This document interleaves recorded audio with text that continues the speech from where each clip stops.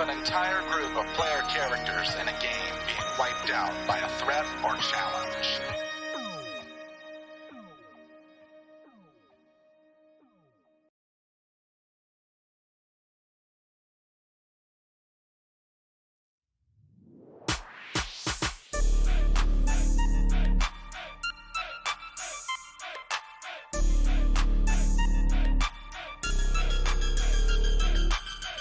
The essence of a role-playing game is that it is a group cooperative experience.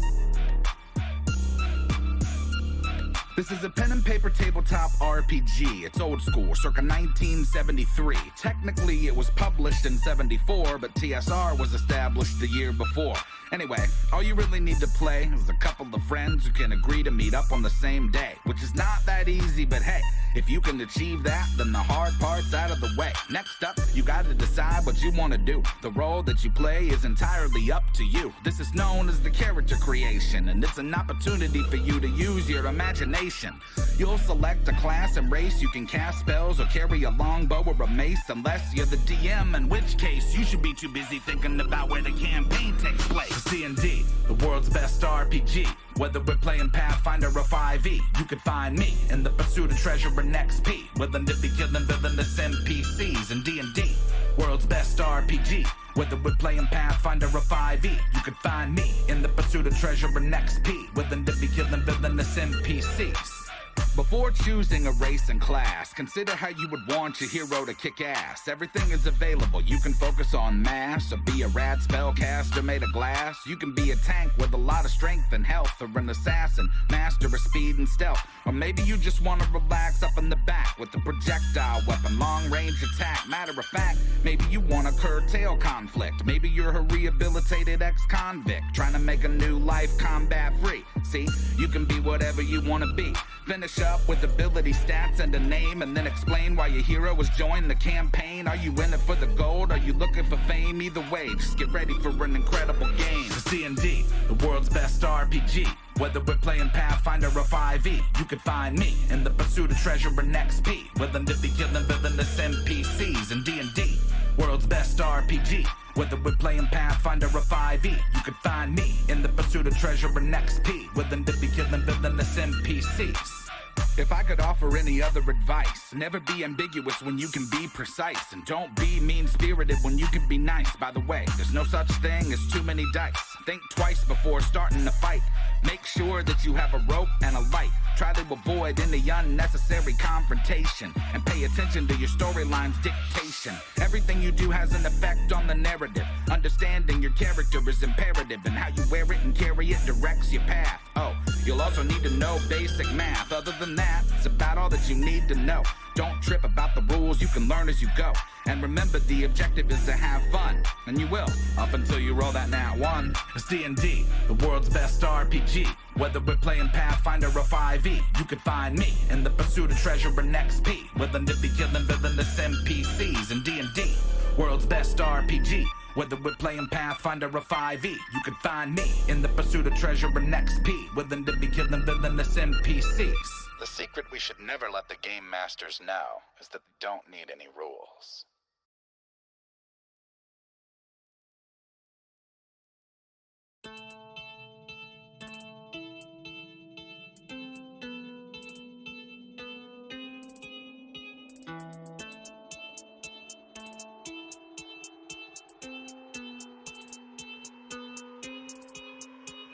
Who goes there? Why you dummies always coming in my bear like you want the smoke? All these wannabe heroes unprepared for the nightmare and despair that they dare to provoke. Most folk are doing their best to avoid me. Floor full of bones and the people that annoy me. Every now and then I get a couple of daredevils with the audacity to think that they can destroy me. Good luck with that, man. I got panoramic vision, meaning that I can see in any direction with precision. If it's your decision to attack, I suggest that you come back when your plans had a bit of revision to it. Notably, you should accept defeat. Consider this your last opportunity to retreat. Repeat, that was your last chance to survive. I hope that you enjoyed your time being alive. You foolish for ignore the warning. Now you'll be dead before the morning. You should've looked over your shoulder. You're in the eye of the beholder. I am the tyrant, get it? I've actually been told that I'm a pretty funny guy. Wait a minute, what were we discussing? I lost my train of thought. Oh, that's right, you were just about to die.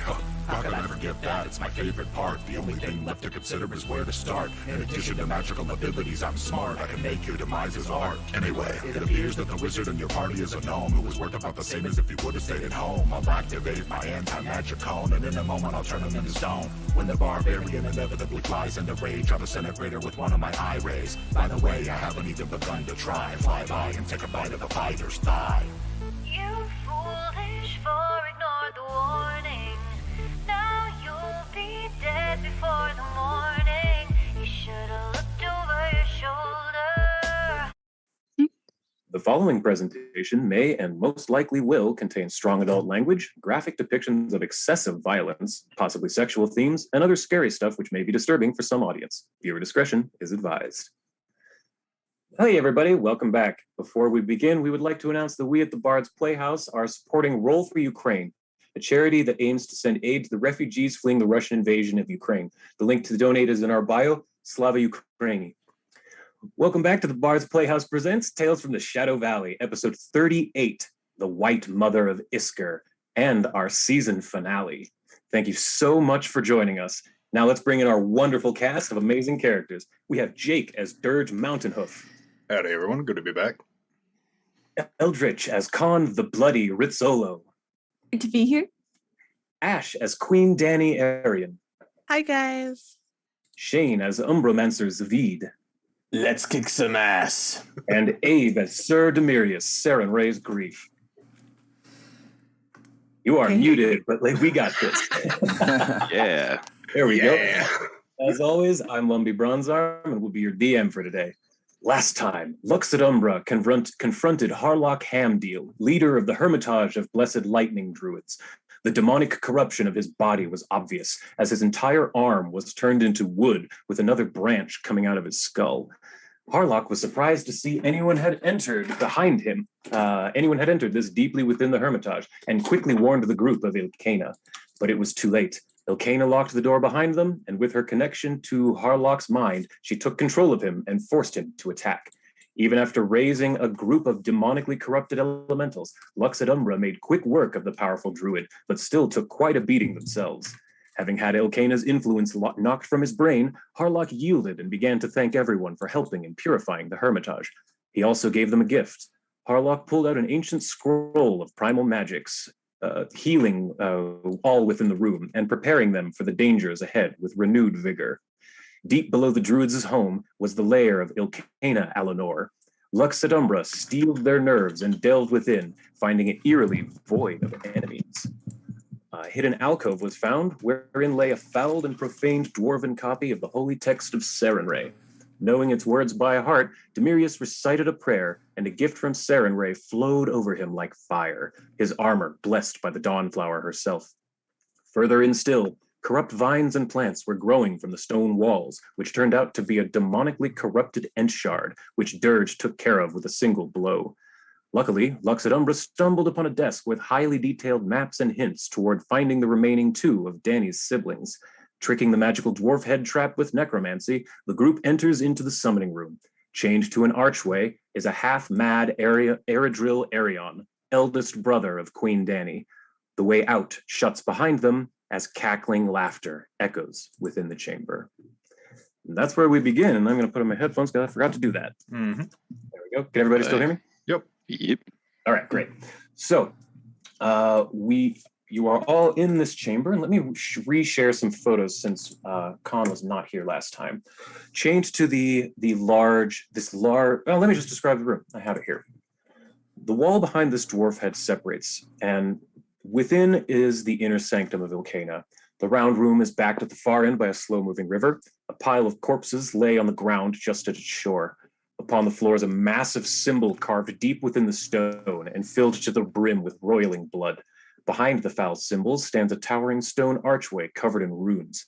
Chains attached to the top hang down, connected to the gaunt wrists of a purple-skinned, behorned white elf, or white-haired elf. He raises his head, and, well, you've all spoken with him a moment ago.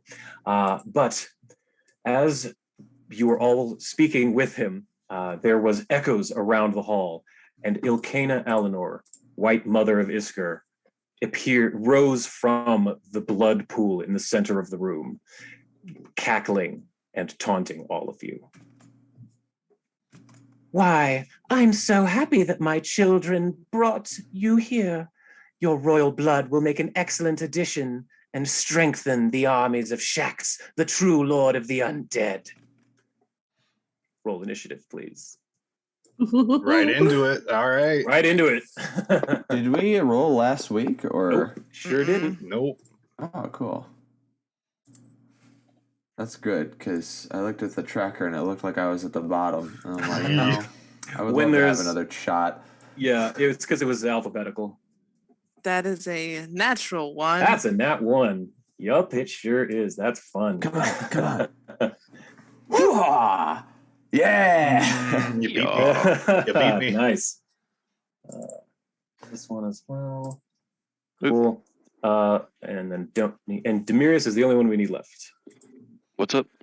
We need your initiative rolled. Oh, I'm sorry. No problemo. And then now that I have Battle Shout, I get That's right. to intimidate them when I roll initiative. You do. So go ahead and roll initiative, and that's a free action, so you can just immediately do that. So you get a 20 initiative, and go ahead and roll your initiative, or your, and the only thing you can see, okay, since you have to do that immediately, I will show you that also from within the bubbling pool next to Illcayna, raises up. Let me get this picture first. I should have had that at the ready. I apologize. While you're grabbing that, just as a quick question, can I drop back into mountain stance as we were coming back in? Yes, you can, because I rewatched the video yesterday, and you explicitly stated you were dropping in a mountain stance when you punched the ant shard. So yes. Yeah. So around Illcayna, rising from the pool of blood, you see wispy, shadowy figures wearing red cloaks that pop up, slowly rise up with her from the blood. There are those 4 of them. So now you can go ahead and roll, choose whichever one you want, any of the 5, and roll your intimidate. Just do the main bad guy here. Okay, Illcayna, 28. Let me see. Where is she? Come on, where is she? There she is. Okay. So that's Will. That's a fail, but not by much, and it's not a critical failure either. So yeah, so that is a fail. Just 1. Yep. So first up is actually the first thing that happens as she raises up and the wraiths rise from the blood as well is a massive splash of blood from the pool splashes on the outside of the symbol. And I'm going to need Danny and Eredril and Zavid to make, let's see, which is it? Fortitude saves as they are splashed with babao blood. Yeah, cool. I'm super Wow. fortitude-y. Yes, you are. Super fortitude. And so's Eredril. Spoiler. Hey. You're looking for all a right. 28 DC. Danny fails by Ooh. 1, and Eredril also fails. Zavid, you pass. So Zavid, let me see here. How does this work? I'm still a little new to how I made this specific thing work, the layer actions. I or want to use however a you hero call it. point, but I feel like I should just hold on to it for a minute. I would recommend holding on Yeah. to it. Yeah, This is not what you want to waste a hero point on. that's fair. Yes, so Zavid, you, since you got splashed with it, are only taking 1d6 persistent acid damage, but Cool. then Danny and Eredril are going to be taking 2d6 persistent acid damage as a torrent of babao blood splashes from this pool onto you. So there, 2d6 acid. That is that. Zavid, you are actually up first. Cool. You catch this before Illcayna can even get the blood out of her eyes, and before she can get her laughter out. You get to act. I know exactly what to do. I looked at Demirius and I'm like, do your thing, big man. And I give him haste. Yeah, buddy. So you are now quickened, and starting with your next turn, and for I believe a minute, you have an extra action you can use to either stride or strike, in addition to your other 3 that you normally get. And then that took 2 actions to cast. Then I'm going to use my last action to stride over here and end my turn. Heck Get yeah! behind All cover. right. That was a good one. Very good use of your turn. Run away! So let's see. You take 5 acid damage and you fail the save. So you are going to take it again next turn. Dirge, you're up. You still are. You can. I should just state for the record that anyone who gets splashed with the blood from the symbol can take an action to like get it off of you. Can I prestidigitate it? No. Okay. That's just a cantrip. That's too powerful. So Dirge, you're up. Okay. So Zavid reaches out and casts haste on Demirius, and I see Demirius just start vibrating and moving very quickly, and I'm like, I'm a monk. Oh. That's my shit. Oh. I should be able to do that. And then, well, thinking that he's going to cast haste on himself as well. Yes, he does. So that means you still have 2 actions left, and you're a monk, so you can basically do whatever you want. Okay, so targeting self applied. Yeah. Yep. So there's your movement. Yeah, that's fine. That's close enough. That'll do.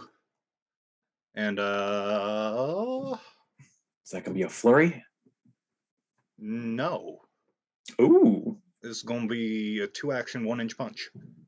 Oh shit! Yes. Let's see it. Let's go. Ooh, that's a miss. I missed. Okay. Yep. So that's the end of Dirge's turn. So he flashes up real quick with the fist right there, and as he hits, it just hits cloth as it just kind of passes through. You're not used to your speed yet. This is a new spell that you didn't even realize you could cast until you saw Zavid cast it. Okay. All right. So this wraith up at the north that's right next to Danny and Eredril, it's going to move 5, 10, 15 to here. And it is going to, let's see. Yes, and it is going to attack Danny with its spectral hand. It has these long, wispy claws that you can almost see through. They're very shadow-like. They kind of remind you of Zavid almost, but she's going to slash out at you, or it's going to slash out at you, and it hits. Fantastic. Going to deal 14 damage, and it is going to use the Drain Life ability. So it is going to gain 5 temporary hit points, and Danny, you need to give me a Fortitude DC 23 save. Well, I'm also going to use Blood Vendetta. You may do that, yes. Okay, Fortitude? Yep, Fortitude DC of 23. That is a fail, so you are drained 1. So let me go ahead and give that to you. Drained 1. All right. So it needs to make a will save against your thing, right? For Blood Vendetta, what's your DC? 26. 26. It fails, so not critically, so it takes full damage. How much is that? It is. Hold on one second. I should notice. It is 2d6 persistent bleed damage. 2d6. Okay, 2d6 persistent. So let me give it that. Plus and there's the damage. 2d6 bleed. All right, fantastic. Oh, I'm gonna give it the effect, and on the end of its turn, it will roll for it. So it attacked, it moved, it attacked, and it's gonna try attacking again, but it's probably not gonna hit because it does not have the highest bonus in the world. Yeah, that's a crit miss. Okay, so now it should take some damage. Yep, there's the damage. It takes 5, and it does succeed versus the bleed. It rolled really high on its flat check. So that is that. Con, that puts it up to you. Is this Wraith 4 flat-footed because Dirge and I are flanking it? It is flat-footed because you're flanking it, and because you're going before it in initiative. So let me give it flat-footed real quick. Stab. Ooh. Yep. So you don't even need to move to gain sneak attack on it. Nice. I'm going to use one action to put a little poison on my sword. Okay. On your sword. My sword. Yes, sword. Learned how to say that from my dad. I'm doing it for my dad. I'm okay, Dad. It's okay, Dad. I have so many choices. Let's do giant centipede poison. Heck Or yeah. venom. Giant It's good centipede stuff. venom. It's It's good stuff. Yeah. Delicious. And you know, Wonderful. you blew a feat on being able to poison undead and shit. So like, use it. Yeah, it's for the aesthetic. Mhm. All right. Do it for the vine. Yeah. So I'm going to.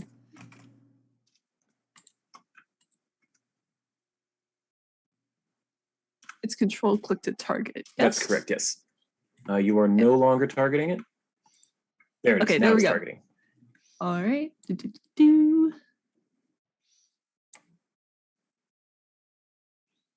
That's a hit. Okay.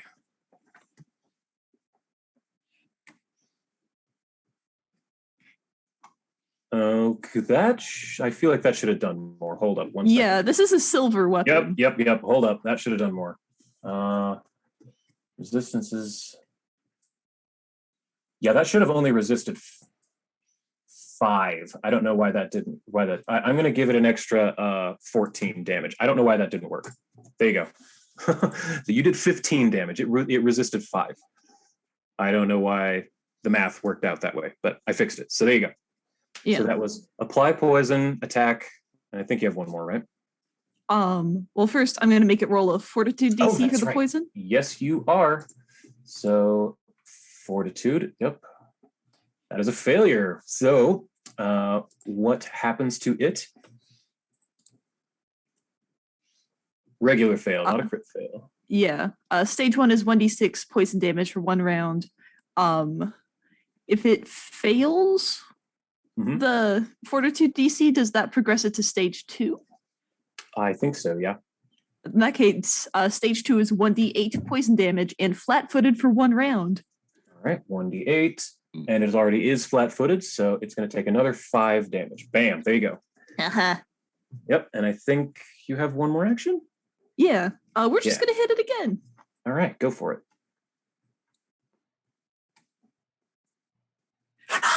Nice. Ooh, Nice. And remember what I said the last time you used poison is it has that specific poison, you get 2 effects. So you're going to crit with the poison as well. Ooh. And that's a separate fort save. So Yeah, it doesn't go ahead away and- after I successfully inflict it. It stays at phase 2, and if it fails its check this time, it'll go to phase 3. So go ahead and roll your damage, and I will roll its. You said it was fortitude, yes? Yes. DC of what? DC of 17. That one it passed, so it doesn't get any worse. So it's still going to take the extra 1d6 of poison, or no, 2d6, I guess. So that's wow. I rolled 11. Ooh, holy shit. Wow. Okay, again, it should have only resisted 5 of that. So let me see here. I need to give it another. Yes. There we go. It is looking bad. You stabbed the crap out of this thing right in front of you. You can already see it flickering. The shadows are wavering from it. Yeah, you hurt this thing pretty bad. So that's the end of your turn. That makes it Illcayna. Oh boy. She didn't like what you just did to her. I didn't do anything. Pet.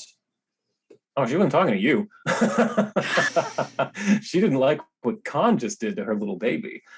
Let me see here. How do I want to do? How do I want to do this? She goes from like cackling like a witch to being like, my baby! Yes, that's how I'm going to do this. Illcayna's going to move 5, 10, 15, 20, 25, 30 to here. And she's going to use a fun little ability. This is exactly what I called it.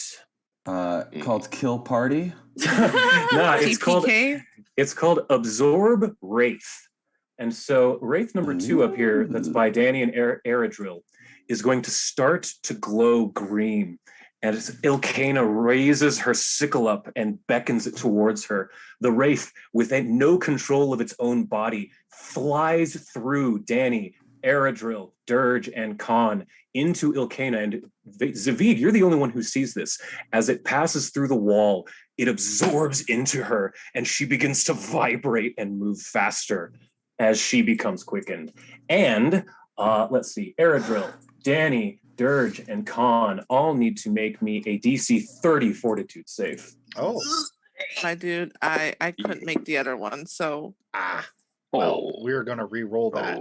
I was just going to say, that is probably a good time for a hero point there, Dirge. All right, Danny critically fails. Oh, wait, that's a critical fail? By 1, yes. You know what? I'm going to use a hero point. Okay, Do better sure, than go me. for it.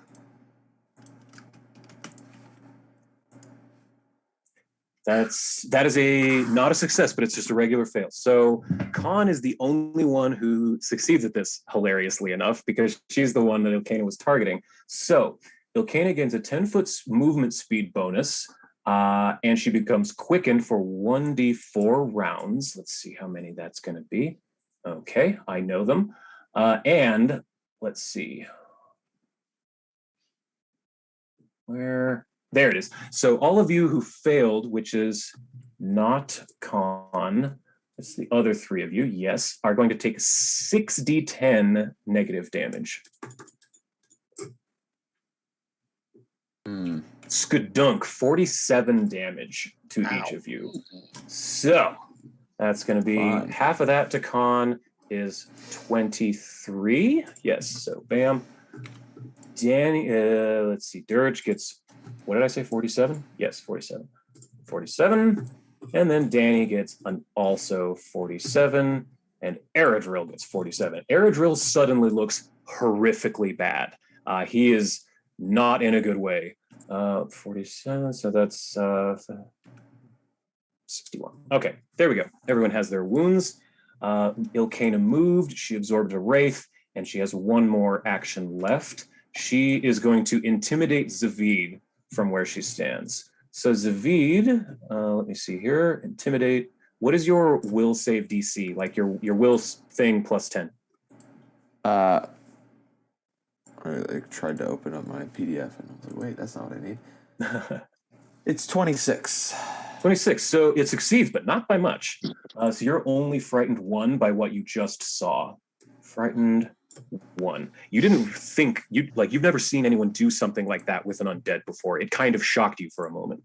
It didn't shock you to your core. Like, it's not the scariest thing you've ever seen in your life, but it was something. So there's that. Frightened does what again? What is that condition? It reduces your rolls by 1 for 1 round, and then next round it'll decay into 0. So it's not the worst thing in the world.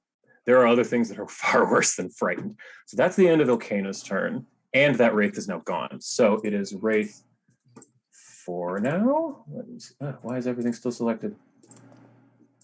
There we go. Okay, so it's this wraith's turn. It just took a nasty attack from Khan, so it's going to lash out at her right from where it stands. Gonna miss.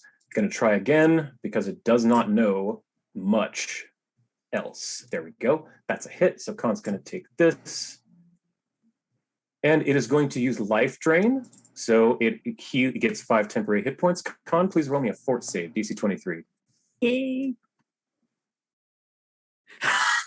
Critical success. Nothing else happens. Okay. And it's going to attempt to attack Dirge because it just. Can I? What is with Khan being a brick wall today? That's good. And it misses Dirge. So Demirius, no, you can't because it didn't actually hit him. I can do, because I got range reprisal. I'm within Khan's range, so I can do the last attack. You're because I can move 5 feet to block as long as it's within my reach range. That's right. I forgot about that part. Yes, you can. So how much does that take off of her? What is that? My level? I forgot. Let's see. Demirius, actions. Oh, wait. I can just do this. Open up my PDF thing. Champion. One slow PDF reader. Reprisals. So slow. Sorry about that. I'm trying to look for it myself. Now my PDF reader's not responding. Love it. Beautiful. Fine. Retributive strike. It is 2 plus your level, so it is currently at 10. Okay. So Khan is going to get 10 hit points back. Bam! As Demirius takes the Saren Ray's grief and slices over, and does manage to hit. You do not get your Smite Evil right yet. No, I don't have that on him. That's correct. So what's that? What's that D6? Positive? Yes. Why do you have positive damage? Because of my. If he's positive, he's gonna win. Because my I don't remember. Oh, it's disrupting. It's your weapon has the disrupting room. That's why. Okay. Yes. No problem. I also have a question. Yes. Under what circumstances can I use opportune backstab? This would trigger it. Yes. Oh, geez. Get him. Just So stacks on stacks. both of you have now used your reaction, but yes, this would trigger it. All right. I am the And tank, do I make we're it the at my DPS. highest Yes, attack? you do. It's your reaction, so you do make it at your highest. It's an amazing feat. Get him. Take him out. All right, that's a hit. Yes. Ooh, I think she's going to take it out with this hit, almost assuredly. You would have to roll completely all ones, I think, to not kill it. Don't say that. Yeah, right. Again, it should have taken way more than that. It should have taken 14, so I need to give it another. Yes, you kill it. Ha. So Fantastic. as you see Demirius's blade come in, it blocks this thing from slashing you across the face, and you watch. It's almost like you see it in slow motion, even though Demirius is moving so fast. You see his blade push this thing's arm out of the way, and you see an opening like under its arm, right up in here, where you just slide your short sword right in, and it and dissipates into nothing. Woo. So that was an excellent usage of 2 reactions right there. Mm-hmm. So that means it's Eredril's turn. He looks up to you, Danny, and he says, any of you, if you know magics, cast them through me. I can enhance them, make them stronger. And he is going to cast Spell Immunity on Danny. He's going to cast it on you, Danny. And he's going to call out and say, harm. So now, if anyone casts harm on you, you will be completely immune to it. You don't have to roll saves, nothing. Whoa. Nice. Well, I also can't heal you with that, so good luck. Mm-hmm. Oh, yeah. That's kind of your go-to thing. He doesn't know that. Well. But Danny has plenty of healing. She'll be fine. So that's 2 actions. And his third one, he's going to, even though his hands are bound, he pulls his fingers together like this and casts shield on himself. Bwong. That is the end of Eredril's turn. All right. Alrighty. Well, oh, good. Eredril took the damage, the persistent acid damage from that bowed blood that exploded out. He did not pass out, amazingly. He's still looking extremely bad. But he did save, so he's not going to be taking more persistent damage, thankfully. Bonuses. Yeah. Okay. This Wraith is going to move in next to Zavid, attack with its spectral hand. Don't do that. Miss.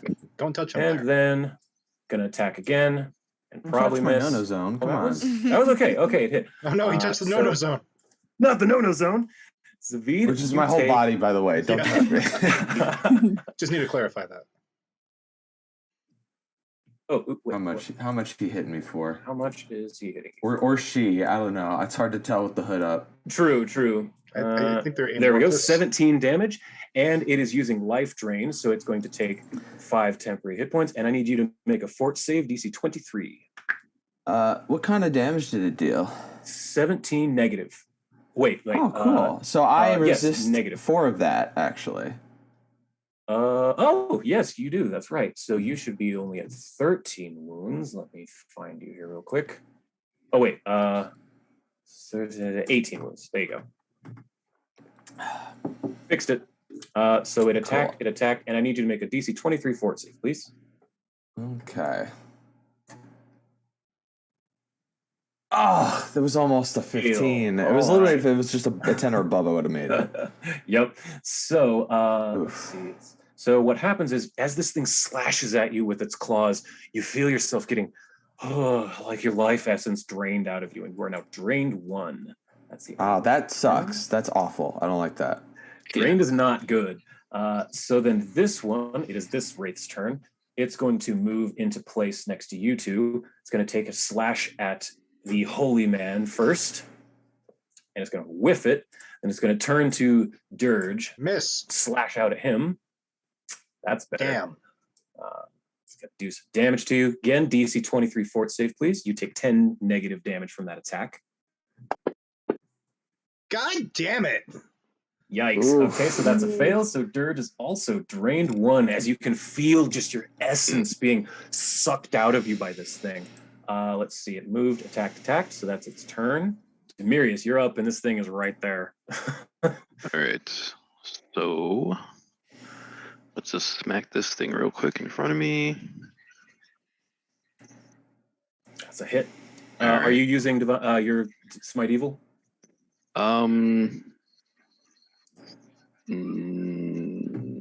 Yeah, sorry. Okay, so attach that to yourself, and then roll your damage. Bloop. There we go. All right, then damage. And then you get one more action because you didn't have to move. There you go. Yeah, you slice into this thing, and it kind of sears as your blade sinks into it. Well, with haste, I would get either. Oh, that's right. You're hasted. So I get two. Two actually. I'll move up here, and then I will do lay on hands on. Oh, hell yes. On Aerodrill? Aerodrill there, yeah. Hell yes. He looks up at you as the healing goes into him, and it almost looks, in his face, it almost looks like he doesn't remember the feeling of healing. Like, he looks shocked when this magic courses through him. It doesn't look like it hurt him. It just looks like it's been so long since he's felt anything other than pain that it almost caused him pain. Do you know what that? You see what I'm saying? Yeah, you're like just. It's not mechanical pain. He doesn't take hit point damage, but it's a shock to his system. That's a good way to put it. You'll be okay. Just relax. Thank you. So he gets 24 hit points, so that brings him down. Yeah. That's sweet. I think that's your turn. That's all my stuff, yep. Yeah. Yeah, awesome. You used all the actions, including the haste one I gave you? Yeah, because I attacked, moved, smited evil, and then... smite, attack, move, lay on hands. Yeah, that's 4. Hell yeah, awesome. Yeah, that's fucking great. Danny is up now. Okay, he said cast his spells through him? He did. He basically was telling you to use him as a focus, as a focus. As a focus point. Okay. They're not as a focus point, but he like as a magical focus, like focus like a prism. Like use him like a prism is what he was saying. I got you. Okay. Phas Mantle Killer. Mm-hmm. All right. And what are you casting it at? One of the wraiths or Illcayna? Illcayna. All right. You're gonna have to move to be able to see her, but you can definitely still do that. Okay. I shall do that, and I'm going to drop Ares by Aerodrill. All right. To help protect them. Let me grab Ares and put him on the map just a second. So go ahead and do that while I do this. Okay.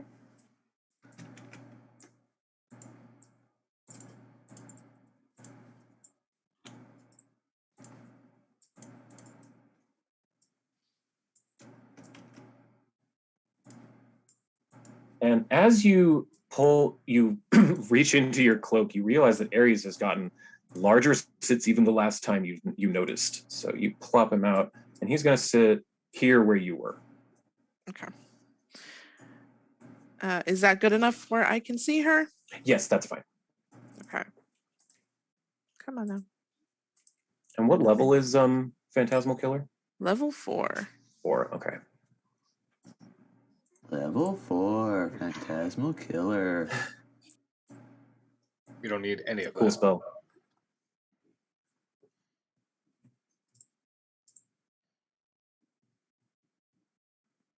Sorry. All good. 1 second, you had yourself targeted.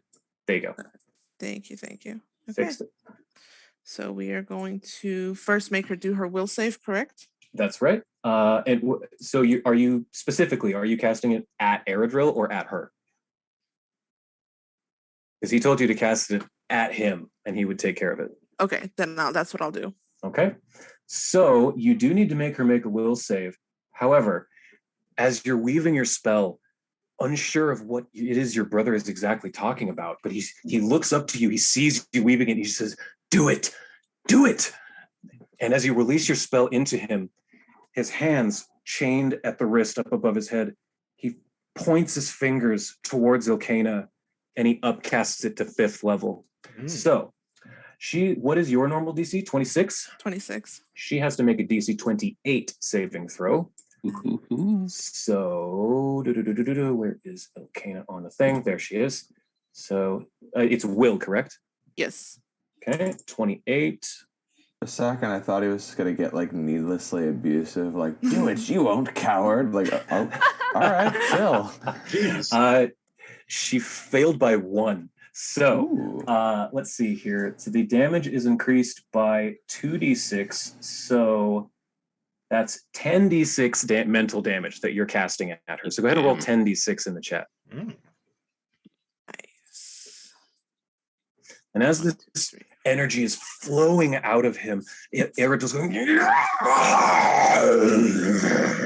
and you can see his eyes go black for a moment. But as soon as the magic is out of him, they go back to looking essentially just like your eyes, Danny. And he, yes, do that. And again, 10d6, and she will be taking that. I am trying to do that, and I did throw it in the chat, but it did not do it. Hold on. So I gotta do it again. 7, 8. After you kind of like that, I'm kind of side-eye. There we go. It's like All right, 40 damage to Illcayna. Skadoosh. So as this magic flows at her, you and Zavid both see her. That was a mean trick, Eredrill, my sweet. And I think that's your turn, correct? I moved and I casted that. So yeah. Yeah. Okay. So technically, Arwen can. Oh yeah, you take 8 of that acid damage, and you fail the check. So unless you take an action to get the acid off of you on your next turn, you will continue to take that. Arwen actually does get 1 action because she's a mature animal companion. So if you want Arwen to do one thing, she can. Yeah, Arwen is going to. What can she do? She could line Dirge up to flank with that Wraith, or it could go over to Zavid and flank with him. I don't know. It would probably be more effective with Dirge. Yeah. But then again, Zavid is more squishy. So. You know what? Can I also do that with Ares? Because he's mature? He is mature. Yeah, he can have 1 action as well. Okay, so Zavid is going to get Arwen while Dirge gets Ares. All right, flat-footed. There you go. Okay, that's their turns. Excellent Top of the round. Fantastic. Okay, so Illcayna, getting hit with this shock of mental energy, says, "Very well, you came to play. Let's play." And you see arcs of power start. The runes on the archway above Eredrill begin to glow brightly as a jolt of electricity arcs down from it and smashes into Demirius and then bounces off of him into Dirge. I need the 2 of you to make a DC 28 reflex save.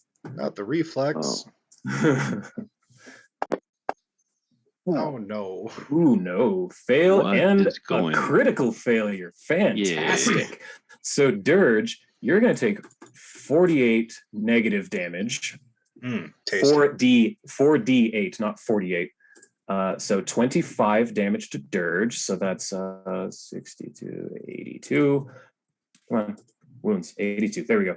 And Demirius, you critically failed. So you take 50 damage from a huge, just arc of black electricity. So you're at 62 wounds. Okay. And Demirius, right behind you from this symbol, I mean, you're essentially standing in it on this symbol of blood. It's just a roiling pool of bubbling blood. Up from it rises the image. Okay, move to here. Give me my picture. Because this art is just horrible. Rises what you can only describe as the most disgusting fungal blood demon you've ever seen. God. That's cool. It rises from the blood. It's leaking blood from everywhere on its body. And first it is going to, just attack you with its fist. Its fist is burning. You smell the sulfur on this thing. This came from the bowels of hell itself. And it hits, thank goodness. I was really hoping that, I was sure that description was going to cause a miss. So you take 9 damage. You resisted a little bit of it, but it hits you, and you can feel the sulfur on this thing's fist. Please give me a DC 24 Fortitude save. Oh shit, now it's visible on the map, sorry. Dude. It's right there in the center of the room next to Dirk. There we go. That's good. So you succeed, so nothing else happens to you. So it attacked, it rose up, it attacked, and now it is going to hit Dirge, who is right next to him. How rude. Hits. Attacks right there on Dirge. Ooh, nat 1. Okay, that's the end of its turn. Hey. Zavid, we are back to the beginning, essentially, now. So I would like to, before I do anything, I want to take a look at this wraith in front of me. Yes. Does this look like something that I could bind, perhaps? No, but it definitely looks like something you could sever. Okay. Let me double check before I think. Yes, it's level 6. So you think you could sever it. But you think that these might have a semblance of self, maybe not fully, what's the word? Mindless. The opposite of mindless. No, the opposite of mindless. They're not fully the opposite of mindless. Right. But yeah, they have more of a semblance of self than, say, that fungal blood ghoul that was just raised. That thing is fully mindless. That's fair. Illcayna just chilling out, like sitting at a table casting spells at me. I don't really like. So, and I'm also kind of like pinned in here with this wraith. I know like it's tough for everyone out there, but I also know that there's really only like it's the minions out there. Illcayna's the big bad. Mm-hmm. I'm going to look her dead in the eye, and I'm going to cast Invoke True Name. Illcayna Allonor. Or Alana, however. Allonor. Ends with an R. Yeah. Invoking her true name makes it so that she's flat-footed against my spells and takes a -2 circumstance penalty to saving throws against my spells for, I believe, a turn. That's 1 week, action to do that. Sure. Yeah. Also, the first time they take damage from one of my spells, that is weakness, that damage equal to double the level of Invoke True Name, which is heightened to 4. So they have weakness 8 to whatever damage I end up dealing. Okay, got it. Yeah, pretty fun. So she said she's flat-footed to your attacks? Mm-hmm. Okay, let me give her flat-footed real quick. Go ahead. And now I'm going to cast Pernicious Poltergeist. It is a 4th level. It is a 4th. I'm glad you asked. It's a 4th level spell with a 60-foot range and a 10-foot area burst, which I'm going to center on Illcayna at the moment. I create an echo of a powerful poltergeist, temporarily anchoring it to the area to terrorize and harm any opponents foolish enough to remain there. Because the poltergeist is a manifestation not truly present, it can't be attacked or hurt, and it remains invisible unless I otherwise state. When I cast a spell, and the first time I sustain it on subsequent rounds, the poltergeist creates a choice of one of the following effects. And I think, because she is physical, I'm going to use the telekinetic storm effect. Does it seem as though she has resistance or immunity to negative damage? Do I get that feeling from her?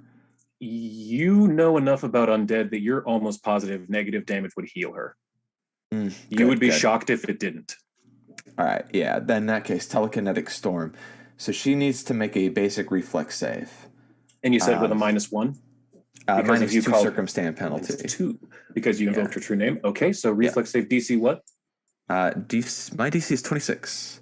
Yes, she passed. Not critically though. It was not critical because you invoked her name. It would have been a critical success otherwise. So, all right. What happens on a regular fail? Or I mean, a regular success. It's a basic save, so it's half damage, but she still has weakness 8. Whatever that means. I think she takes an additional 8. It means she will take an additional 8. Even if you did 1 damage, she would take an additional 8.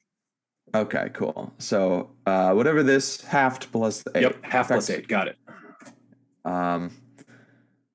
So 15, halved is 7, plus 8 is 15? 15. No, so 15. You did the full damage, essentially. Force damage. So a poltergeist enters the room through the plane of shadow, and shadows pick up objects and start hurling them into her area, battering her with skulls, knives, all these torture implements that she has lying around. And I'm going to just kind of call out to everybody like, a little bit of help, please. And that's going to be my... Ryan. Fantastic. Kind of busy at the moment. That was good. All right, Zavid, you take 1 more persistent acid damage, but then you succeed on the check. So the acid, the blood, the babao blood from the symbol has kind of gotten off of you now. It's no longer sizzling at you. Yeah, my own blood has mixed enough with it that it doesn't burn anymore. Yep. So Dirge, you're up. Okay. And that wraith is flat-footed to you because you're flanking it with Ares. Yes. The babao demon blood infested dog. Man, this is just not looking that great for me, is it? Well, better start punching, I guess. So we'll flurry for the first attack on the Wraith number 3. Sounds good. Whack and whack. It's a critical and a miss. Oh, that was... oh no, that did roll make up for that miss. Whoa, falling. Wow, that was good. So yeah, you do. It does partially resist a little bit of your damage, but it's a somewhat incorporeal wraith, so that kind of checks out. But you find a relatively weak spot on it and smash right into its back. It was distracted for a moment seeing Ares run up next to it. Okay. Still have 3 actions. Yeah, and then we got 3 actions left. We could just start whacking everything around us, I guess. Because we flurried already, so we can't do another. We can't do a 1-inch. Could take out a potion too.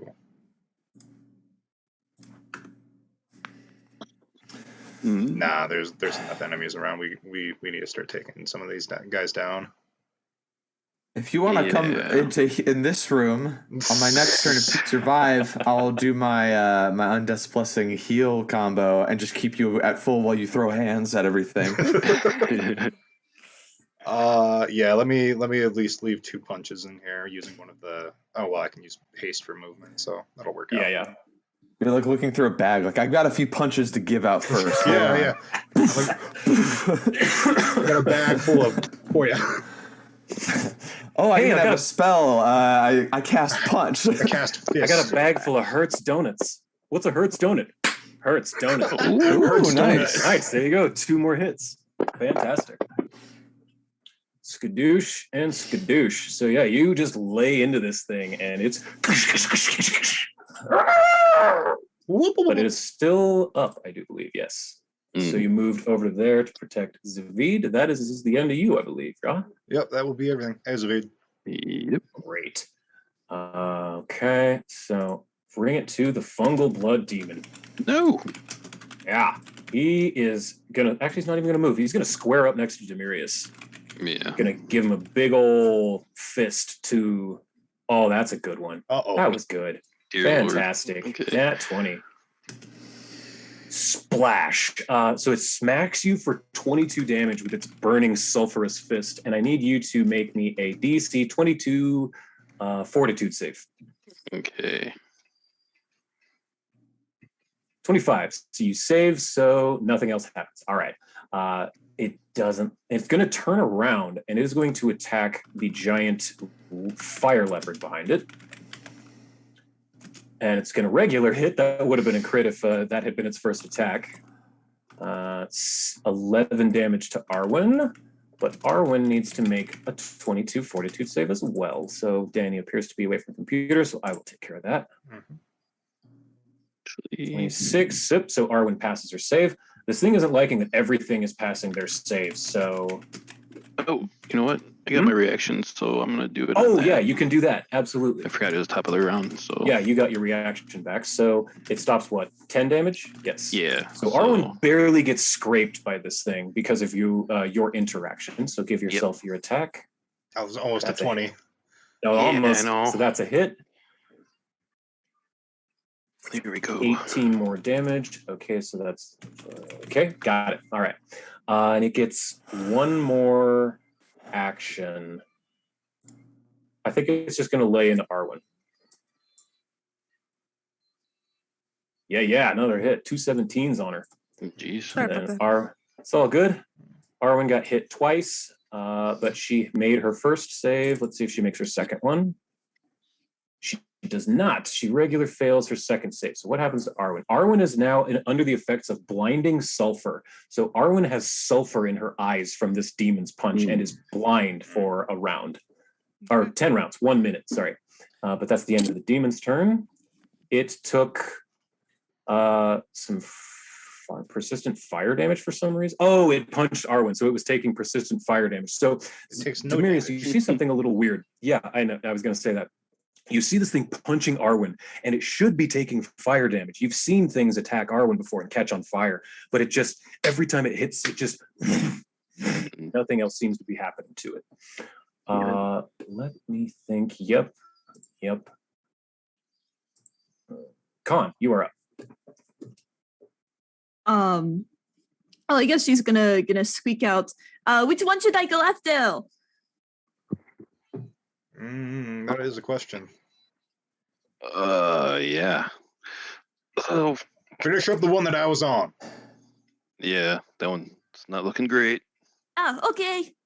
Boop, boop, boop, boop. Is it flat-footed? I think it is. It is, yes. Yeah. Um. And you don't have your poison on this one. All right. Good to know. It's control click to target. Yes. That's right. Yep. All right.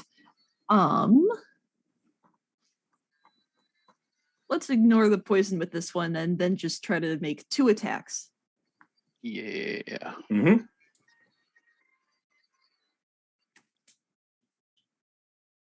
That's a critical. Ooh. Get him, Con. No, Con. Yeah. They don't call you Con the Bloody for no reason. Ooh. Boy. Yeah, you absolutely destroy this thing. The silver's blade of Tartagat that you got within the tomb of Targic is just making short work of these wraiths. You're cutting them up like butter. And that one is number 3, so it is dead. Fantastic. And off the board as it fizzles into shadows. That's one movement, attack, one more action. Hello, I've come to bring you murder. I kind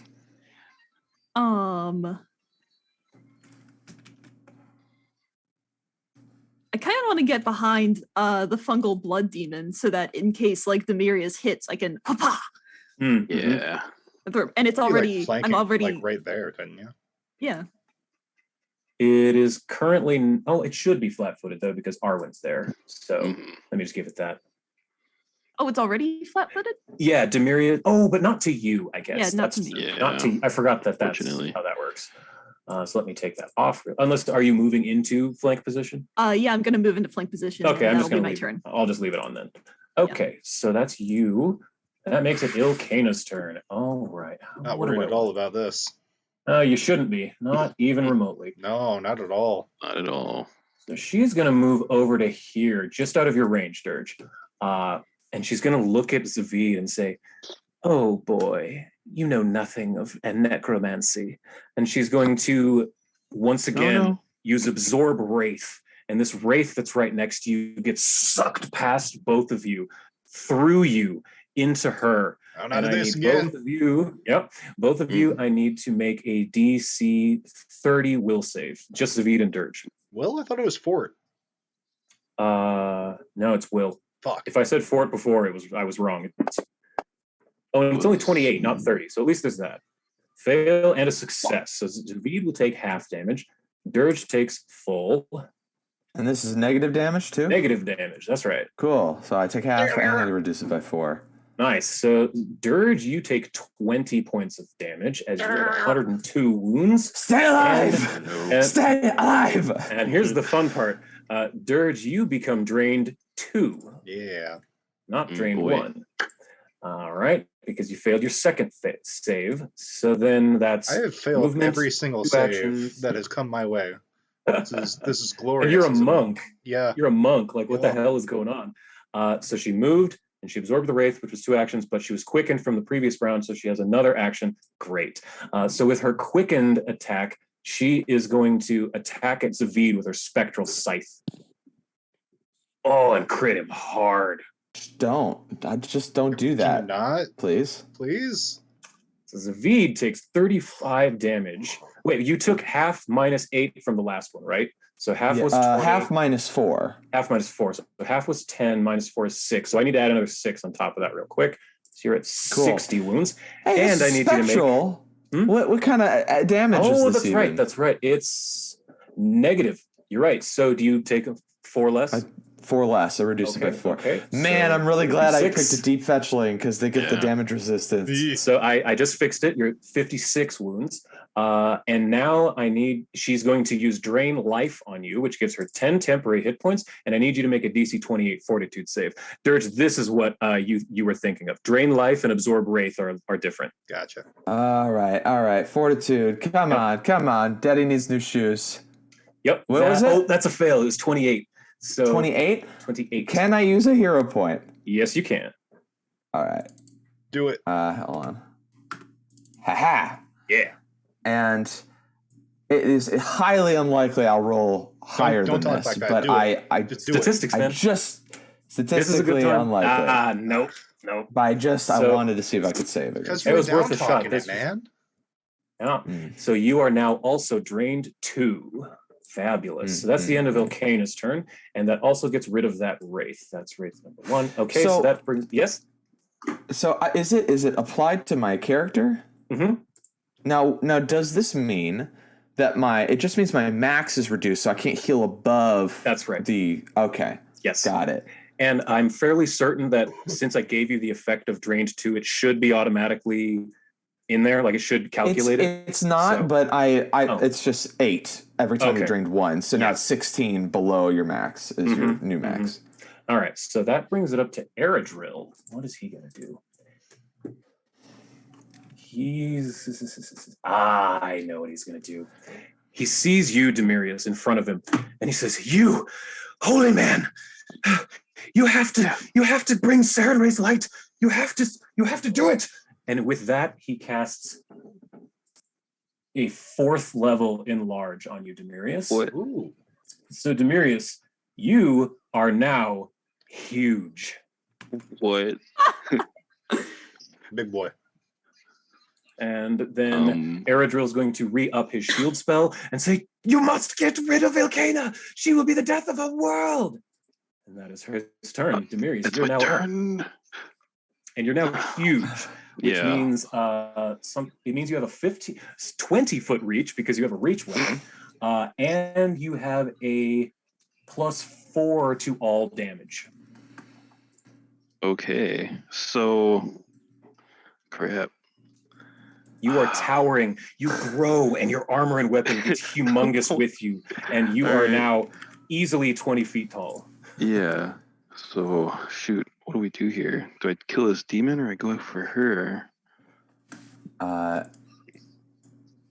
just like Dirge and I are just like screaming in pain, and the other like, we're dying, we're dead.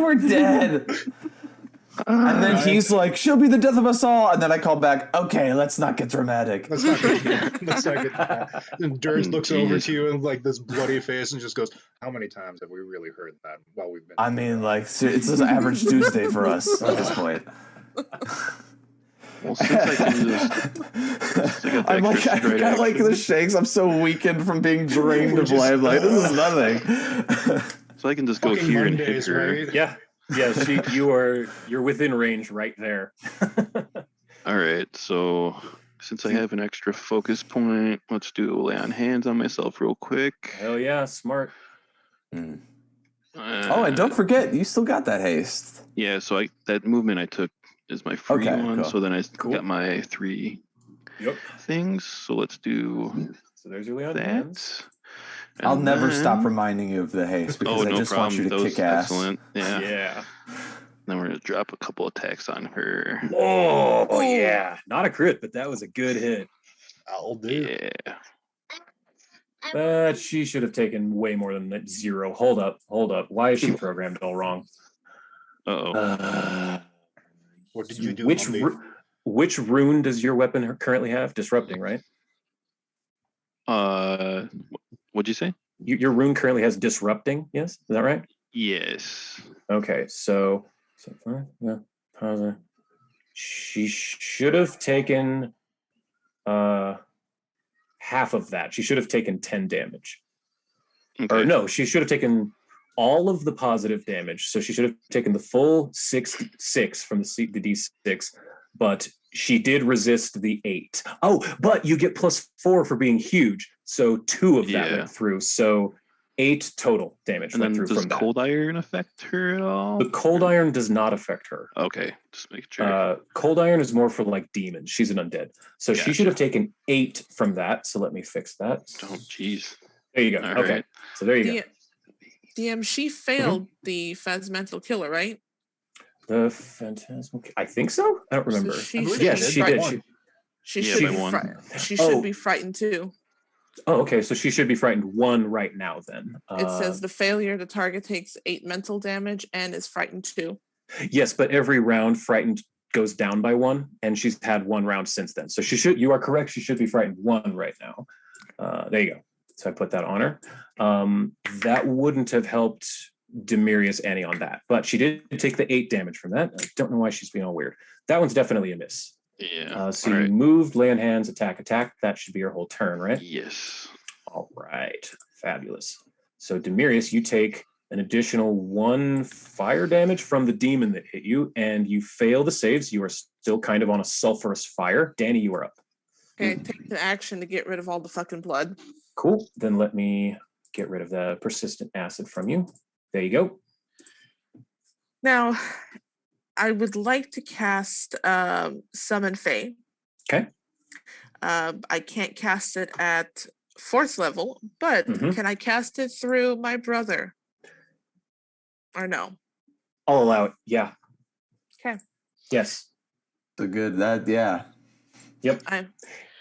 Just I'm a little like look behind the DM screen. He's a sorcerer who has the spell relay feat, and I made it a little bit homebrewy, so because of his situation. Love it. Okay, we're gonna cast Summon Fae.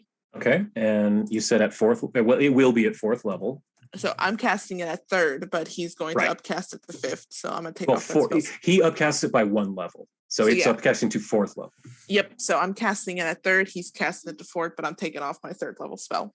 Perfect. And And- so that will give you a level 3 Fae. So you can choose between a Draxi, a Dryad, something I can't really pronounce, Devorovoi, a Tooth Fairy Swarm, a Twig Jack, or a Unicorn. Which one is stronger? I honestly don't know. I know Adraxis are quite weak. I would honestly probably recommend a Unicorn. Unicorn. Yeah, I I was was gonna gonna go to say. Unicorn anyway. All right, It's let me- very Danny, but I Okay. just wanted to ask first. Let me plop that in the thing. It is not an enemy.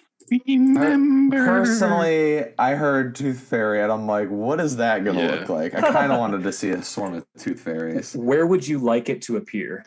Oh, right behind Just her. flies Right out behind- like, Illcayna's You just mouth. rip out her teeth. Like, Okay. Yeah. Let's put it. It got right. real cramped real quick. So Danny, you weave this spell that you've cast a few times already, usually just to bring out your Draxi, your dragon pixie. But as you're casting it through Aerodrill, again, you see his eyes go stark black, and he goes, "Rise!" And as the smoke comes from his fingers, it's odd. This blackness hits the ground, and it swirls up into. But as it swirls up, it turns white and coalesces into this gorgeous, amazing white unicorn that appears right next to Illcayna, and I believe that gives it 2 actions. Yes, it does. I've got art for it, so I may as well share. Yeah, I had a feeling you were going to summon the unicorn. Do you think the unicorn and Rot Trot could be friends? In another life. Oh no. Maybe. I hope so. Can we say it's kind of like Pretty Pony and it's like kind of pinkish? Mm-hmm. Absolutely. Okay, so it has horn attacks, hoof attacks, and it has a few spells actually. It has heal, neutralize poison, detect alignment, and light. Okay. Its strikes have the effects of a ghost touch property rune, and it also has an ability called Powerful Charge, where it can stride up to double its speed in a straight line and then make a horn strike. If it moves at least 20 feet, it deals an additional 2d6 damage on a hit. So if you summon it in the room you're in and have it charge, it could do extra damage. Okay. And it also could heal? Separately, but yes, it has the ability to heal. Okay. I'm going to let it heal one of my boys. All right, who do you want to heal? Out of 95, Zavid, what are you looking at? Since I'm committed to healing Dirge, I appreciate a heal. I'm looking pretty bad. I've got, let me see here. You're 32 hit points. Hit points. I'm at 58, 56 wounds. Okay, let's heal Zavid. Okay. And you did want it to appear in the room with Zavid and Dirge, is that correct? Mm-hmm. Or just like right outside. Sure. Just enough where I can like nudge them, but it's little.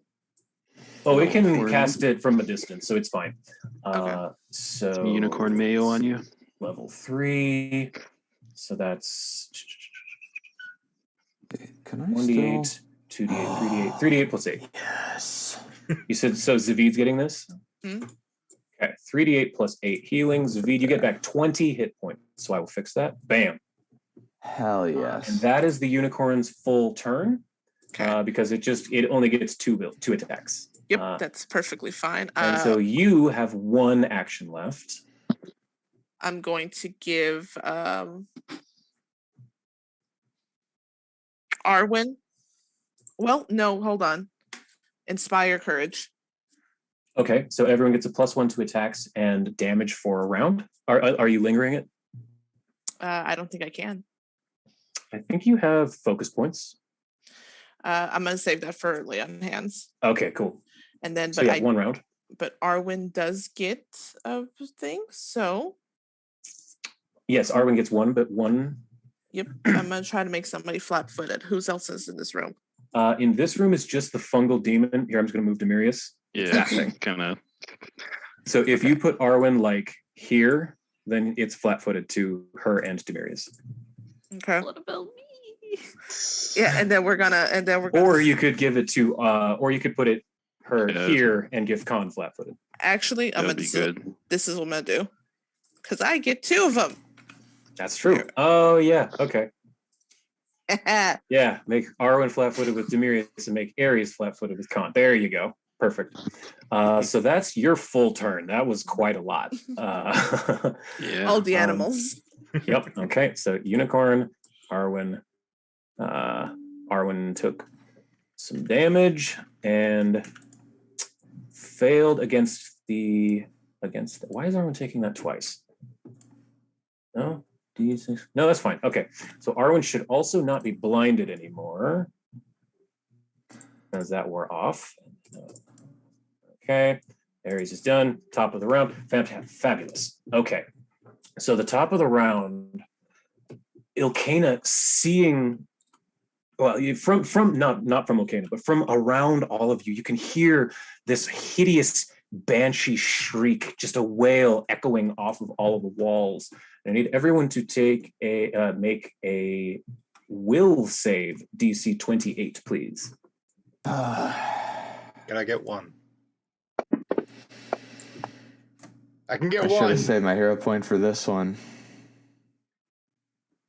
All right, let's see. Danny critically fails. Dirge succeeds. Demirius succeeds. So Khan and Zavid take. Let me see here. 20 damage. So Khan, you're at 50. Zavid, Is this negative damage or is it like sonic? This is sonic damage. Okay. So Zavid, you are at 56. And then who? Danny critically failed. So you take 40 damage. Where are you at, Danny? Down here. Ooh, Danny is unconscious. Bam. Oh. As this hideous shrieking fills your ears, you pass out unconscious, Danny. And then Khan, I already gave it to. Then there's going to be Demirius pass. Okay, that's that. And from the blood pool. Come on, move. There we go. From the blood pool rises something none of you have ever seen before. It looks like a troll, green-skinned, powerful arms, but there are many heads, many wounds, leaking, hideous entrails, multiple arms and claws coming out of arms. Can you reshare the image one more time, please? I can. Perfect. Thank you. Yes. As a necrodemon troll rises up. This is clearly, Zavid, even out of the corner of your eye, you can tell this is clearly a zombie, but with demonic taint. That is the Layer's turn. Zavid, you're up. All right. First things first. Got to heal up my boy. I use my focus spell on Death's Blessing, which is one somatic action. You are now treated as undead for the purposes of harm and heal spells, which is great because I am full up on my harms. So I'm going to use a one-action harm. Mm-hmm. I would use two, but I got another thing to do with my other action, which means that we're adding, with Undeath's Blessing, we're adding an 8 hit point circumstance bonus, and I believe it's just 4d8. So I'm not adding the immense amount of extra hit points that you get with a 2-action harm, but still, you're getting back 26 hit points. Okay, 26. So I'll fix that for you. Yeah. In addition, I believe Undeath's Blessing or Harm, it gives like some sort of buff, but I think it's like against Radiance or something. I don't know. I'm not going to look too into that. What I'm going to do with my last action is sustain Pernicious Poltergeist, which is, I checked, I put it like when she was in the corner, I kind of made sure that it like the burst reached up to me, but not to me. Sure. So it can still reach her from where it's at, because it was like right here. So she's still technically. If I use telekinetic storm effects, this is like there's different sort of little effects I can choose. That means it's going to hit everybody. But I can't use Deathly Assault because that's negative damage, which would heal her. The only other thing I have is Frighten. And creatures then all have to make a save. So either I frighten everybody, which might not even work on her if she's like immune to mental shit, or fear stuff specifically. Danny has worked on her, so she can be frightened. Yeah, Danny's spell, Phantasmal Killer or whatever, it frightened her. Okay. Something tells me her will saves are ridiculous, so I'm going to instead do What would make you think that? Kinetic Storm. So stuff keeps flying around. There's this shadowy, like, corner of your eye, like, you almost can't even see it, but you can tell, like, some dark mass is hurling these objects around. Everyone, including the unicorn, needs to make another basic reflex save, DC 26. This time, Illcayna has not had her true name invoked this round, so she has her normal thing. Oh, I have a +1, so I make it. Nice. Hey. I was so the sad there for a unicorn- minute. The unicorn critically fails, and Illcayna regular fails by 1 because just barely. Okay, I'm really sorry to this unicorn. Yeah, You're the gonna unicorn crit fails. It's going to get fucked up. yeah. So 17 force damage as these things are 34. flying around from this like shadowy poltergeist. There's just like this fucking torture implement. I'm imagining some sort of like really comically large sized pair of scissors, that just hurl into the side of its body, and it's just like, oh dear, oh heavens, this hurts. And pish posh and bother. And I'm for Illcayna, I'm making sure every single skull is hitting her. I want her to be just battered with the skulls of these people that she and her people have tortured. Just like, now this is what they call using your head, and I cough up some blood and then pass my turn. Fabulous. That makes it dirge. All right. So I don't have a lot of room right now. So I don't think I can transform, can I? Not right where you're standing, no. Huh? I think, can he be in my square, though? You can't really share a square. I mean, I'll let Does you. it help I'll let with you the side size step and growth? have you transform. Here, I can. No. This. Does it work better with the size growth? Because didn't I go up a category again? Oh, that's right. You went up a category, or did you? Let me look. I'm asking you because I don't remember if that was this level. Yeah, I'm trying to remember. Let me see here. Wild shape. I'm just wondering if, because he's increasing in size and I'm like not only an ally but like I'm mobile, could I do like a 5-foot step, or not even like a barely 5-foot step to give him a little more space? I'm okay with you taking a 5. Let me see. 4th is large. No, you're not huge yet. Huge will be 5th level spells, which is 9th level. So next level you'll be huge. Okay. Yeah. So yeah, if Zavid wants to take a 5-foot, I'll let you transform.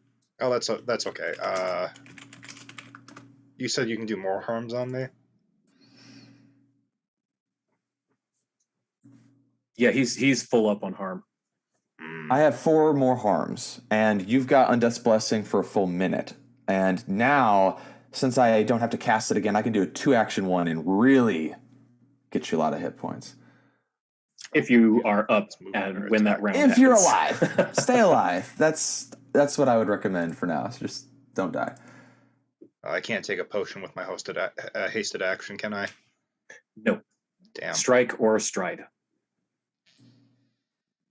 I don't like it. Okay. Well, I have this in my pocket, so I'm just going to use this. Arrow. Target this at Danny. And I'm going to spend 2 actions to cast Heal. Cool. Nice. Thank you. I forgot you had that. So that's up by 1 die then, because it's up by 1. Are you... Wait, I'm sorry. Are you casting Heal on who? He's on Danny through Eredrill. Yeah. Cool. Awesome. Yeah. Sorry. I was hoping you weren't healing yourself because you'd be hurting yourself with No. Okay. Don't worry. Sorry, I I half understand heard what the you. spell did. Don't worry. Okay. Dirge Sorry, I kills panicked for a himself. second. So Dirge, what level are you casting heal? I only have you it at Dirge first level. At first? Okay, so it'll be casting as a 2nd level heal since you're doing it through Eredrill. Yeah, and that's just 1 extra D8. That's right. Okay. So go ahead and roll that, and I will heal Danny. I got her targeted. It's okay. Oh, you did 18, so bam.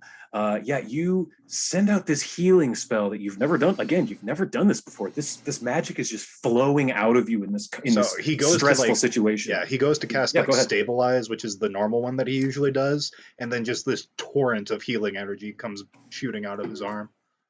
And not only that, it flows into Eredrill, and you said you called out to him, right? Mm-hmm. And as it sucks into him, again, it looks like it's not mechanical pain. It looks like it hurts him. It's like, it's just shocking to him, but his eyes go black again, and it shoots out of him directly into Danny, healing her for more than it should have. So Danny, you have 18 hit points and are conscious. Whoever did that, thank you. You're welcome. And Dirge, you still have a regular action and a hasted action. Can I reach her from here, or do I have to move over? You'll have to move. Well, that's why I put her there. Swoogity swoogity. Swiggity swooty coming for that booty. You Or 5 flurry fingers in in there, her face. Slap. Slap.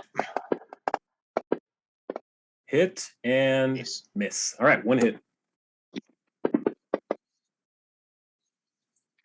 Okay, yep, she resists. That one worked correctly. She did resist 10 damage. So a little bit got through of your punch. She's very incorporeal. Like it's almost like punching like aerogel or pudding or something, you know? Like your fist goes in, it just ooh. Oh. So that should be all of you, correct? Yes. So this demon doesn't like none of this. It's going to just strike out at Demirius. +1 to damage to that, by the way. Oh, thank you. Yes. Let me go add that to Illcayna. Boom. So Demirius, you get hit by this thing's fist. Yeah. Did some damage on that. Not a ton. 11 damage. And I need you to give me a DC 22 Fortitude save, please. Yep. 23, so you pass, so nothing extra happens. Con, this thing is going to take its second attack at you. Ouch. Oops, wrong thing. Sorry. Right, I didn't roll a hit. So let me give you that back real quick. Sorry. How dare you? The D20. Okay, so I'm just gonna I'm gonna use that same damage, just reapply that. So 64 Retribution wounds. strike. Yep, go ahead. Retributive strike. So that gives her 10 back. So Yes. 54. Oh yeah, boy. Get up. Oh, and Con, this also triggers your reaction. Yeah, if here he we go, doesn't here we kill go, it, here we go. Which he does not kill it. So go ahead, Con.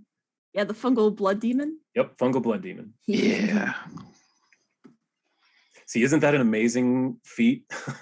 The two of those feats stack really well. Oh, Retributive, man, yep, yeah. and you hit it too. Retributive strike and whatever that's called, the opportunistic whatever. Yeah, that was an excellent usage of two reactions once again. So you two carve into this thing as it slams its fist into Demirius and Con. It's still its turn, so it's going to take its third attack. Oh, actually, it's going to use its reaction against you, Con, to use reactive slime. Because it's always Con. Oh. It's a blood demon, so it's the same thing that happened before. I need you to make a 24 reflex save, Con. Con, don't get hit by the blood this time. As acidic demon blood splatters all over you from the wound. Ooh, God damn yeah. 23 is a failure, so you take 2d6 acid damage. Con the bloody added again. 11 damage acid. So, yep, Con the bloody. So that's 65. As you are just sprayed with this horrible acidic blood. At this point, I need to get a mouse noises soundboard for whenever I get hit. Just squeak. You do. You can just get like a squeaky toy and just off camera, just. All right. Then its third action is going to be to attack Ares. Actually, no, it's going to attack Arwen, not Ares. But a 22, I think, still misses Arwen. Let me double check. It does. Yes. That's the end of its turn. Arwen is a 25. Okay, so it takes that and then fails. Now it is this troll's turn. This thing saw what just happened over there, and since it's large enough, it is going to directly. No, actually, I know what it's going to do. It's going to use what's called many-armed strike. So first, it's going to move to here within range, and it's going to use many-armed strike. The Necrodamon Troll makes a strike with 3 of its large clawed hands, each at a -2 penalty, and targeting a different creature. These strikes, the rest of that doesn't matter. So it's going to be attacking Demirius, Con, and Arwen, each at a -2. So let me make target, -2, and then many armed strike. This. Miss them all. Oh, I saw an 18 and 2 15s. Yeah, I like that. So all 3 hit, but none crit, luckily for you. So let me see. They only count as one attack penalty. So all of you take this damage. Okay. Blood Vendetta. Yes, you can do Blood Vendetta from Arwen. Okay, so he needs to make a will save, I believe. Correct. Ooh, and it is not good at those. So what's your DC? 26, 27? 26. 18. So it fails. Not critically, but it fails. So it's 2d6 persistent bleed, correct? Yes. Okay. as it strikes Arwen. This burning blood burns out from it. Purse, 2d6 bleed. Okay, it still has a single action left, so it's going to use it. Also, no, this one doesn't care. This one's going to attack at Ares. So it's going to lash out with one of its jaws from one of its many heads. No. Ooh, it rolled high. Wow, I rolled really high. An 18, 3 15s. Okay, well, that's the end of the Necrodemon Troll's turn. It takes bleed damage and succeeds, so it ends the bleed damage because it rolled an 18 on its thing. So Khan is now up. Can Illcayna stop summoning things, please? Yeah. Technically, Illcayna's not the one summoning them. The lair is. Yeah, well. Kill the lair. Well, we just really got to get rid of the foundation and just start building things. I was just going to say, yeah, you remember what Danny was doing when she found Ares? No. Anyway, I was actually Okay. thinking about that for a second. Okay. Let's see. I don't like the fungal blood demon or big boy over here, but more of them are just going to keep getting summoned each turn, so it's probably smarter to just try to do as much damage to Illcayna as possible. Maybe. There could be something that you could do in there too. Couldn't What's she that, stab? Well, there's the stab, and then there's also the circle that's right in front of you. That's what I was looking at. Like try to break the circle? That's what's summoning them.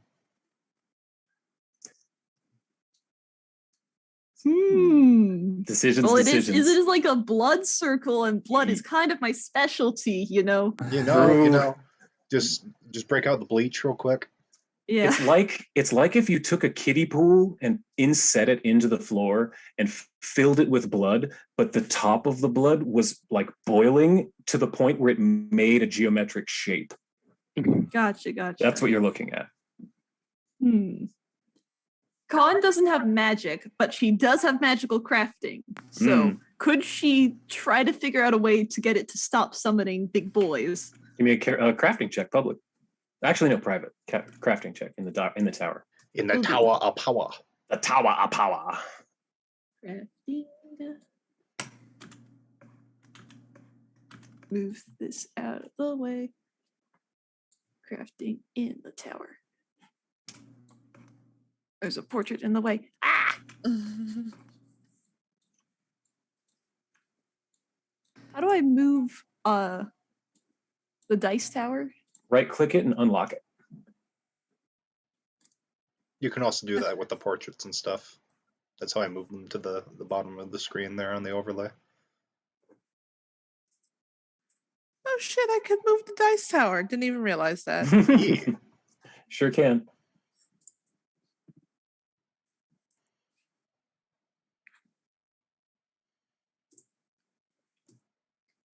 Okay. Crafting. Finally. There we go. Hey. Okay. Taking a second to look around at all of this, even in the midst of a stressful battle, you kind of put together that, number one, the symbols on the archway that Aerodrill is chained to could probably be overloaded with electricity somehow, and this pool of roiling blood could probably be frozen in place. So cold and electricity is kind of what the sense you're getting for weakness. What can I add to the soup? Looking in my inventory, I've got to have something. I have like you do. God, you have to have like grenades up the wazoo. She has. She's got frost bombs, and she also has bottled lightning, just which she could attach to her. Tosses it in. Never invite the alchemist to the potluck. Yeah, you have a shitload of stuff. You've got bottled currently lightning. The most pressing issue, I think, is this tomato soup in front of me. So can I use an action to take out a frost bomb and then just absolutely slam dunk it in? That's right. I'm not going to make you roll for it because it's literally right there in front of you on the ground. So stationary. Stationary, not moving. Literally, Come you on could just inside. drop it and it'd be fine. So, Frost Vial. What exactly does the Frost Vial do? 1d6 and 1 splash. So, I would like you to roll 3d6, please. Ooh. Will do. Will do. It's weak to cold damage.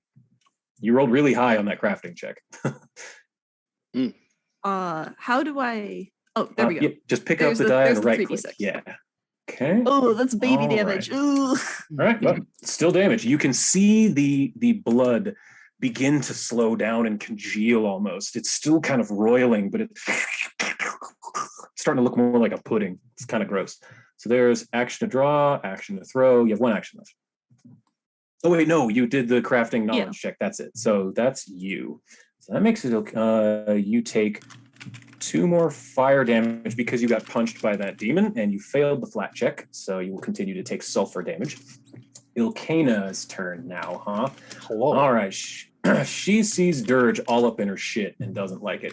Oh, I keep forgetting about this. Everyone who's within 10 feet of her, so I guess that's just Dirge and the unicorn, needs to make a fortitude save DC 30 because of her presence. Sorry, I'd forgotten about that from the very beginning. You're lucky. Well, DC 30. You would have to do the unicorn for me. I did. well, Fortitude. That's just a regular fail. And it was just Dirge and the unicorn. So Dirge, you are actually staying within this range of her. You are now drained 3. Oh, boy. Luckily, there's a cap on drained. So, but let's see. She's going to fortunate. She's going to attack you with her scythe, Dirge. Her spectral scythe. And still hit. Ow. So, Zavid, that focus spell thing only makes it so that he's healed from harm spells, correct? Not all negative Specifically, damage. harm and heal get reversed. Negative damage does not heal. Negative damage still goes through. Okay, so Dirge, you take 13 negative damage, and she's using Drain Life, which I need you to make a 28 fortitude save, please. If you fail this one, luckily, if you fail this one, this is the maximum drained you can be. 28. 27 failed. So plus Dirge 1, I make it. Plus 1, I make it. Oh, you do. That's right. Yes, Danny? You look like you had something to say. Oh, I was just wondering because of the thing that I cast on him. Yeah, you're right. So you just barely passed that. So then she's the skin in my teeth. Yeah. She's just going to say, I can't believe you would bring such holy filth into my lair and attack the unicorn. Hitting it. Why'd you hit Dave? Dave's great.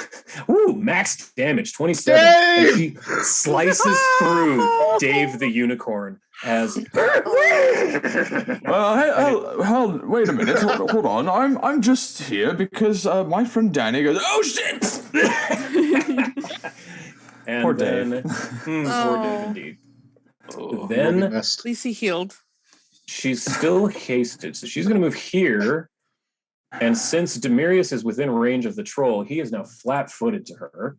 So Demirius flat-footed, and she's going to take her last attack against you. Ooh, probably miss. Yep, that's a miss. Okay. That makes it Eredril's turn. What's he got? Oh, yes. Okay. Come on, brother. Now that he sees her, he's going to say, Witch, it's finally your time. His eyes go black again as he fires out a bunch of negative energy and casts slow on Illcayna. Ooh. Yeah, so she needs to...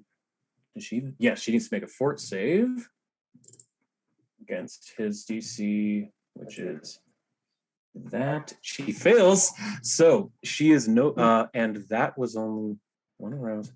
Yes, so Illcayna is now slowed. Earlier, you were seeing how she was distorted and kind of blurring and moving really fast. He sucked that away from her. She's now looks much more stationary than she was. And she looks to him and says, you betrayal. I will make you suffer endlessly, Eredril. That's her turn. Or his turn. Demirius, you're up. Well, then I will look at Eredril and I'll say, you want to bring Serenray? I will. And then I'm going to use my minor boon and fully heal Danny. You've been holding on to that one. You've been holding on to that since Ooh. level 4. Yeah. Uh-huh. That's right. Okay, so Danny, you are fully healed. Demirius, why did my video go away? 1 second. It was the epic power of Saren Ray. It shunted your evil from the plane. Describe that. That's rad. I'm so huge now, like I'm probably just like touching the ceiling, just like, and focusing on my Fushard, just like trying to call Sarenrae's whatever blessing this is, and like, because I just felt her when she upgraded my armor and stuff, and just like trying to pull that energy from like the sky, trying to pull any kind of like light from the ceiling to bring down. And you heal Danny to full. And I would like to point out, Demirius, just in case you care, you still have one more of those. I do. And you are at really low health. Yeah. Khan's not looking great either. Also true. You know what? Since I'm so huge, I'm going to do that and just try to pull down the light and then just put both my hands out and heal Khan and Danny with that. Hell yes. So Khan, you are now at full health as well, as just the warming, burning fire of Sarenrae surges through Demirius' huge form from the sky, through his weapon, coursing down his arms into the two of you. Neither of you have ever felt a sensation like this before. Both of you have been healed many, many, many times, but nothing like this. Going from nearly dead to fully invigorated in a moment is an extraordinary experience. And Demirius, you have one action left. No, 2. You're hasted. 2, because I am still hasted.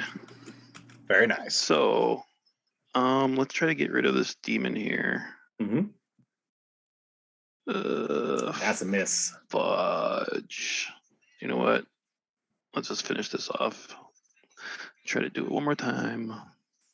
And You're still not used to your height. All right. no, I'm You trying take- to just put this thing under my boot. 2 fire damage from the demon's punch, but you pass the save, so you are no longer on fire. Danny, you're up and you are All full right. health. Yeah, I'm going to lay on hands Demirius. Great. So how much does he get? 24? Hold on. 4. 24, yeah. 24? Yeah. Okay. So that's... Okay, got it. Let's see. Okay. Arwen and Ares can go on their own turns, correct? That's right. They can get 1 attack each, or 1 action each, unless you use an action to command them. Okay. I'm not going to do that. I'm going to use... Oh, I want to use Vampiric Touch on her. I don't think that's a good idea, though. Yeah, I think that's true. Zavid already said something about that, didn't he? Yeah. Probably he did. Okay, so never mind. Let's do Song. So lay on hands, song. You And get 1 more. we're going to give Arwen 2 turns. Okay, cool. So Arwen can go ahead and do 2 things, and she can get a +1 to attacks and damage if she does that. Okay. So she's going to go for attack on this guy. On this blood demon. Okie dokie. It's not looking great. This thing is falling apart. Like it's got body parts chunked off of it. It's been ripped to shreds. This thing's not looking good. Yeah, so I was trying to finish it off. Just couldn't hit it, So though. it- That's definitely a hit. Yeah. Okay. All right, cool. That's her jaws. Oh, has my reaction reset with my turn? Yes, it did. And that does definitely, because Arwen is an ally. So Arwen does 16 points of piercing and fire damage. So go ahead and use your thing now, Khan. She has 1 after that. I told you, isn't that just the best freaking feat? I mean, you missed, but still, Dang it. isn't that the best damn feat? And yes, Arwen That's gets very 1 cool. more. Okay. Put up your dukes. I got fire, fucking got no dukes. That's And going to miss. That one misses. But yeah, and crit Ares miss. has 1. Yep, Ares does have 1. It should still be flat-footed. Yep. When you're a beast master, you have 1,000 hits. There it is. That's a hit. That's my boy. Damage is damage. and he gets the +1. Oh, 2? Yes, there's 2 Want to points. know There. something fun? Huh? Ares got the kill. Nice. So I'm such a proud mom. So Ares, and it was because of the song, actually. It had 2 hit points when it did 1 damage. Oh, wow. So Ares leaps at this thing, and you can, Danny, you're the only one who hears this. It goes, blood, mine. And it leaps at this demon and just sinks its teeth into its neck and starts chomping down at it. Huh? Thank God no one else could hear that. Yes, only you hear Ares yell this. And Ares has not taken any damage, so that's fine. So yeah, that is now a dead fungal blood demon. And that's the end of Danny's turn. Arwen, yeah, okay. Zavid, I'm just gonna say, all I'm gonna say is, this is what you've been waiting for. Oh. You'll understand in a moment. Okay, it's only 2. Just a second. I have art. You can hear from around the walls a skittering kind of sound. You know, it's not this bad. It's not to this level, but I'm just giving you a sense of the sound you're hearing, okay? Do you remember in Lord of the Rings when they're in the mines of Moria and they first hear the orcs coming out from everywhere? It's like that, not nearly that bad, but that's what you hear. And so I need to put this here and this here. Come on, drop them in. Where are they? 1 here, and then 1 here. Okay, great. So what rises from the symbol, the blood symbol in the ground, is what you would all recognize as a ghoul, but with horrible demonic spikes, bleeding blood from their mouths, their claws, their feet. These are, at this point, I'm not going to make any of you roll because you've seen enough undead, you've seen enough demons. This is a Babao blood demon corrupted ghoul, a blood ghoul, 2 of them. They don't rise from the blood. They crawl in from like outside where the river is. They crawled in quickly. So that is all the layer does. Zvi, you're up. But again, this is what you've been waiting for. Hint, hint. If I am within range to touch Dirge, sure, I would like to heal him with another harm. It's gonna be, I was gonna do 2 action, but then something happened, Dirge. Sorry. So here's a single action harm. It happens. Another good. 26 Still hit good, points. I'll take it. You're used to it at this point. The feeling of fell necrotic energy stitching up your wounds in a really weird, janky And I feel way. hungry for some reason. I really want a rare steak. Right? And I see this ghoul here. Yep, the blood ghoul. Do I get a sense of this ghoul's, I don't know, if I had to ascribe a number to how tough they were? I would say on a scale from 1 to 20, I think they're about a 4. Okay. Seeing that, I am going to attempt to bind this ghoul. He's going to bind undead, bind it to my will. And I call out to it in Necrol, the language of the dead. And I say, do not let this demonic influence take over your mind. You know your true master. Does it get a will save or anything? Or does it just If it's work? mindless, it's just mine. It's yours. So that's the one that's closest to you, Blood Ghoul 1. So where are you at? That's 2. This is 1. So let me change it from hostile to friendly. And I'll call out to Khan and Demirius who are nearby. The ghoul near the entryway is mine. Fight the other one. You got it, dude. So it gets 2 actions now because you just bound it. Oh, that's right. Yeah. It's gonna like.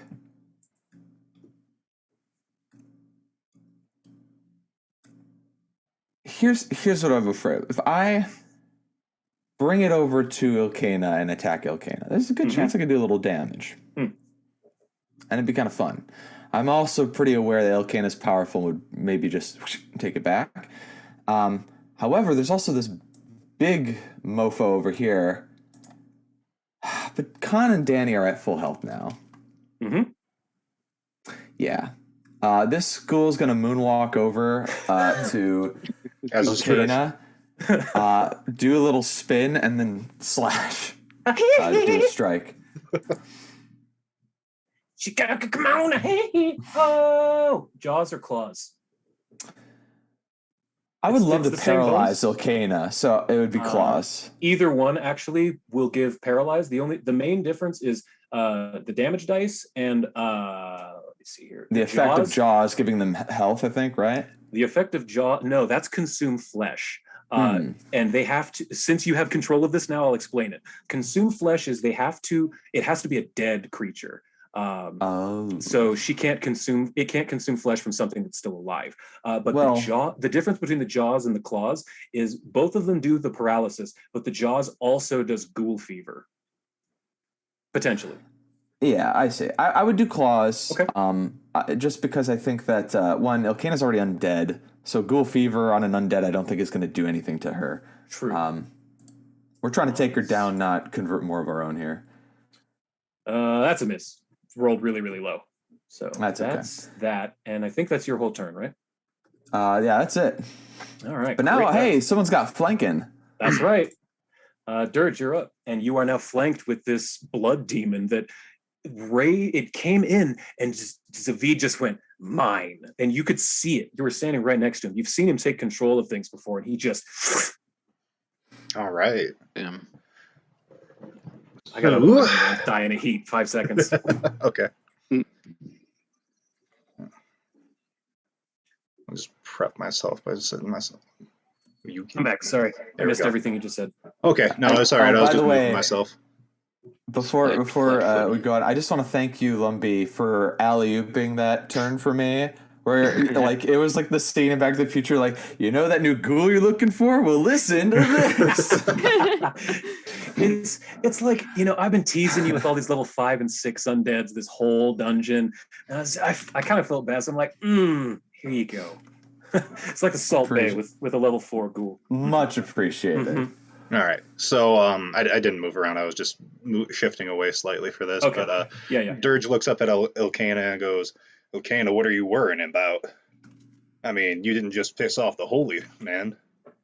You pissed off the natural order, and I'm going to wild shape. Hell yeah. So you get to be large and in charge. What are you shaping into? The bull, obviously. Oh, yeah. You mess with the bull, you get the horns. Exactly. You mess with one of us, you mess with all of us. Mess with all of us. And if I could find where the bovine is. And you're still hasted. God, that haste is... Double haste is wicked. All right, so that was 2 actions. We got 2 more, and I'm feeling stabby with my horns. Heck yeah. Flurry of horns? Flurry of horns. Fuck yeah. Bull horns, targeting, yes. There we go. All right. Come on. One hit. Critical miss. Hey, you got one in.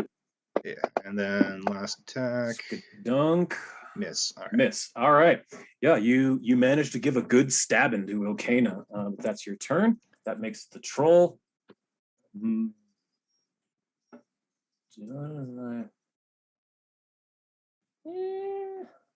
Everybody's remembering the +1, right? Huh? Everyone's remembering the +1, right? Yep. It wouldn't. I didn't hear that. You kind of cut out, Ash. Yeah, from your song. Sweet, sweet, sweet. Oh, yeah, he would have gotten 1 extra damage from the song. That's right. Let me add that on to Illcayna real quick. Every little bit matters. Yeah, every little bit matters. The extra 1 from her attack gave it put her at precisely half. She's now officially bloodied. Oh, so, I forgot to do troll's turn. Let me do that. There we go. Oh yeah, okay. 22 So wouldn't have hit her, would it? here, 22, no. Okay, no. yeah, then it wouldn't have helped. Okay, cool. Oh. Yeah, do I want to do that? Yeah, I do. It's going to use its many-armed strike to attack at, not Illcayna, the Necrodemon, to attack at Khan, Demirius, and Danny, because all of you are in range. So it takes a -2 to all of these attacks, but you get Claw. Yeah, all 3 of you. Okay. There's your damage. Did anyone go down? Nope. Fabulous. Okay. And that's. Can I? You can ret strike one of those. Yes. I will. You can choose which one. Let's do Danny. Danny. Okay. So she gets 20. How much? Or 10? It's 10, right? Back, yeah. 10. Yeah. So I will fix that. Bam, and you get a free attack. And if he and Khan, you are not in range. That's a crit though. So. Yeah, I already used my reaction anyway. It'll reset when this thing is done. Oh, that's right. That's right. So yeah, this thing slices all of you, but Demirius, you saw it coming this time, and you stop it from making full contact with Danny, and you slash at one of its arms. It rears back. Touch my friends. Extra point of damage. Yes, that's right. Thank you. I always forget, so thank you. I do too. Yep. Bam. Okay. Oh, wait, what did you roll? A 32? Oh, it was a crit anyway. Oh, so I guess it would be 2 extra damage. Boom. Oh, yeah. So it just did 2 of those. Then I think, it's just going to, since you did that, Demirius, it's going to try and bite you, but it's at its lowest penalty. So, that's a crit miss for sure. So that's the end of its turn. All right. Okay. Khan, you're up. All right. More soup, more soup, more soup. Yeah. Drink it up. Are you going to do more of the frost vials? Yeah, an action to take a vial out of my backpack, an action to drop it into the soup. Okay, try 3d6 then. Why are you adding mint to the soup? Ooh, that was good. Okay, the blood is slowing down significantly. It's starting to scab over. You know how if you leave soup out too long, it gets that skin on top? Like that, but it's still kind of bubbling under the skin. Like you can see the skin kind of, but it's working is what you're getting the sense of. And you have one more action. If anyone's got something cold, toss it in the blood. And I guess I'll use my third action to just reach for another vial in my backpack, so I'm ready for next turn. Yeah, you have one in your hand. Yeah, Good I want the soup gone. Go. Yeah. And you take 1 from the fire damage, and you fail again, so you are still on fire from the sulfur. It's now Illcayna's turn. She doesn't like being surrounded like this, but she doesn't have much of a choice. So she's going to Spectral Scythe at Dirge first. Oh, that was almost a 16. That's a miss. Oh, fuck. So I'm going to turn around I'm so upset. and slash Demirius. That's a miss. Oh, boy. And then lastly, she's going to slash at Zavid because he's right there in range. Oh, my God, I rolled bad. I rolled a 3, a 7, and a 2. Yes! A 3, a 7, and a 2. What a bummer of a round for Illcayna. Blood Ghoul number 2, though. This thing is going to, let's see. Yes. It's going to slash out at Arwen with its jaws. Oh, no. That'll work. Do some damage. Very good hits. Okay. You know what I'm going to do. Hold on. Oh. Uh-oh.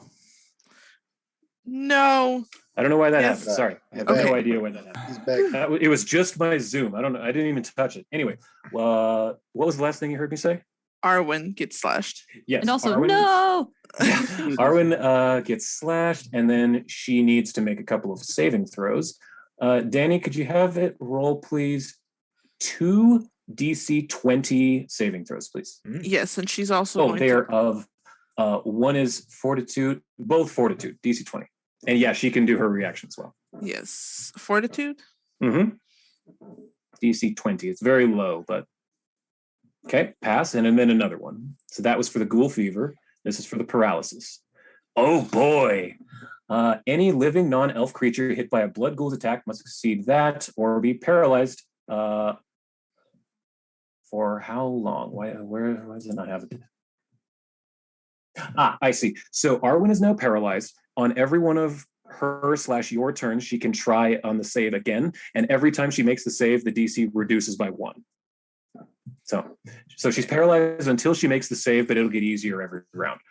So Arwen is now paralyzed. Yep, you can do the thing. It will save from the blood demon. Is that correct? Or the blood ghoul? Whoever attacked her. Yep, the blood ghoul. So that's this will save of 26. Is that right? Mm-hmm. Okay, so it needs a high number, and it does not get it. It actually critically failed. So what? 46 bleed. Yep. Okie dokie. Let me see if it does anything else. I'm gonna double check and see if it does anything else real quick. Sure. I don't think it does. But let me. As failure, the target takes double persistent bleed damage. So yeah, that's it. Yep. Okay, so it's going to be taking 46 bleed, and that's the end of its turn. So there it is. Ooh. So it takes 13 damage and fails its save. So it is going to continue to bleed. Now Eredril is up. Let's see. How do I want to do this? I'm out of second level spells. I just remembered that Illcayna is slowed. So she shouldn't have even had that third attack against Zavid, even though it missed. So yeah, sorry about that.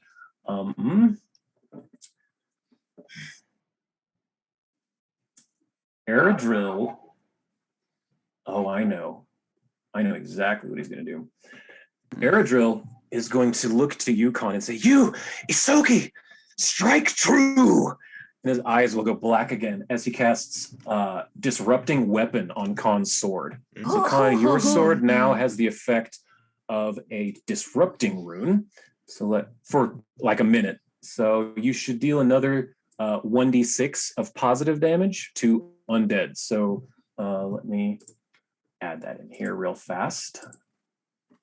I'm pretty sure everything in here is already undead. So let me just go 1d6 positive. There you go. I attached that to your weapon, so it should just automatically work now. So that is Eredril's turn. He gave Disrupting Weapon to Khan. Demirius, you're up. Okay. Since I have a 20-foot reach, I'm going to do Whirling Scarves on myself, but I'm going to do it through Eredil. Eredril, nice. Okay, so does that upcast? Yes, it gets heightened. So instead of a -1, it gets a -2 when I try to get melee or ranged attacks against me. And then the DC of the concealed goes up. By 1. Yeah. Circumstance penalty to further attacks with a melee weapon or unarmed attacks. Okay, I understand. All right, so you are now concealed. Let me give you that. Bam, there you go. So all of you have seen Demirius dance with these scarves that are on his fauchard. He does it every morning. It's a beautiful thing, and none of you really understood. But for once, all of the scarves swirl around him as though by magic, and they surround him in almost a bubble. You still have your 2 actions, your action and your hasted action. Do. So let's just get some hits on Illcayna here. Try to get her down. Oh, you see that was almost a 4? That was so close. Yeah. Wait, do you have a +1? Oh, shit. No. Yep. 36. Let me see. That might crit. It does not crit. Okay. So, but it is the extra damage though. So why is she taking so little damage from you? Hold on. You should be ripping her apart. Well, number 1, you also get that +4 for being huge. Yeah. All clinics that Ghost Launch are positive. I should have also put disrupting. So yeah, she should be taking more than that. Yes, okay. So let's call it. There. All right. I gave her the correct damage. Okay. So you still have your hasted action. Yeah, so then do a +1 attack on her. I added that. Ooh, nat 1. That's the end of you. Yep. Okay. Zavid, your... Oh, wait, no. This thing should go on your initiative, not its. So let me give it that. It would be the Blood Ghoul's turn, but you took it over. So it is no longer its turn. Who Should be my turn. Demirius. So Yes. Danny. Yes. Danny, you're up. Okay. Okay. Let's do the song for another round.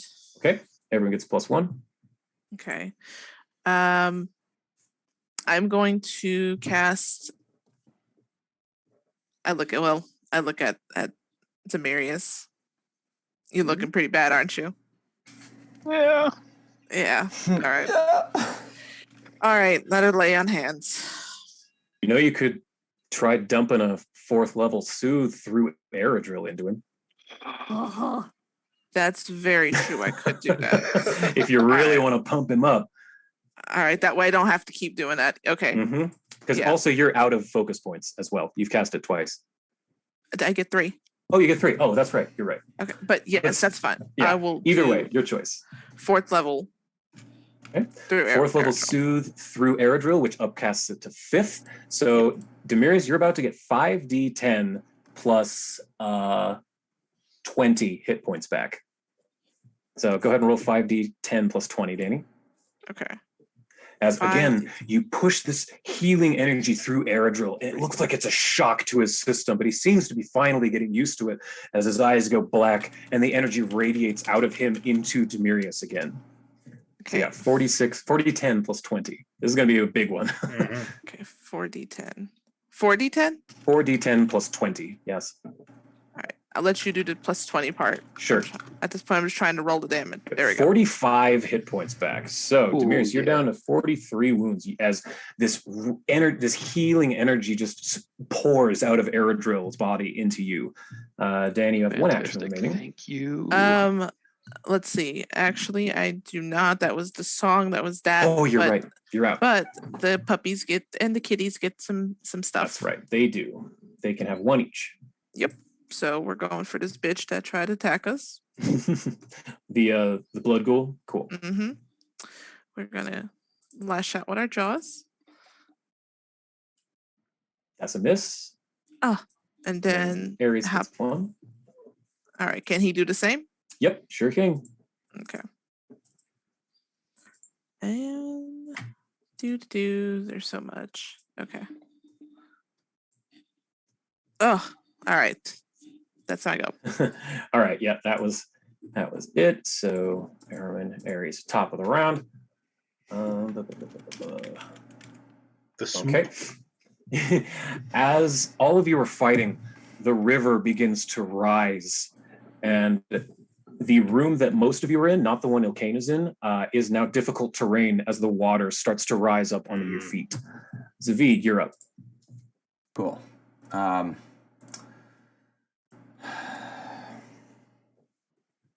didn't think I'd get this far. Y'all are doing exceptionally well. I really feel like I'm pulling out most of the stops in this fight. I thought I was dead to rights near the beginning of this, honestly. I feel like I personally am in danger of dying, especially because I'm a fellow necromancer, but I represent an opposing god and I guess philosophical point to Illcayna. So I would like to... Jared, you're so far away from me. You have the jump spell. I do. I was going to use a single action harm, but I wouldn't be able to do that unless I... Oh, fuck it. I'm going to use 2 action harm. So this is the big one. This is the big heal on Dirge here. And I believe... So it's 8 plus 36 because it's heightened to 4. So it's 40 extra hit points on top of the 4d8 that I'm rolling right now. Okay. Yep, 48 plus 40. That should heal him pretty well. 61. So that Dirge, you're brings me to full. You're 2 wounds. With my last action, I'm going to command my blood ghoul to continue attacking Illcayna. And I'm just going to like mime like punching, like give her a right and a left, and have the blood ghoul make 2 strikes. Cool. Okay. Strike 1. That's a 19. Nat 19. So that's a good hit. even little mooks can roll natural 19s and natural 20s. That should have done more than that. So actually, it does lay into her, and you see it do some damage. It slashes into her. So that's. Are you sure it's this damage 0? I know. She resists 10. I know that she resists 10 physical damage. So, and it gets one more attack. Oh, she has to roll against paralysis because she's not an elf. I forgot about that. So what does it need? What does she need to roll? Paralysis. Fortitude, I think. Fortitude, yes. I mean, there's always the chance of a nat 1. She's probably going to make it, but let's see. Fortitude. Passes, but not critically. Yes. And then it gets its second attack on her. So claws against Illcayna. That's going to be a miss. Critical miss. Okay, that's your turn. Awesome. And Dirge, you are now up. Okay, so Lumbee, I've had a revelation. Ooh. 1-inch punch is not a flurry. That's right. So, and we can still do that in Wild Shape, right? Oh, absolutely. You can absolutely do 1-inch punch in Wild Shape. You can double check it. I just looked in effect 2. It's not a flourish. Oh, it's not a flourish? Yeah, as long as it's not a flourish or a push, you should be fine. Great. So we're going to spend 3 actions right away here, and we're going to try to just gore her. Just 1-inch punch, 3 full actions. All right. Oh. And you get a +1 from Danny's song, so remember that. You know what? I'm just going to apply it so that we can see what happens. +1 to damage. There we go. Yep. Yep. +1 to attack, +1 to damage. Okay. Let's go. Come on. What happened? Ooh. Wait, 28. Hang on. That didn't.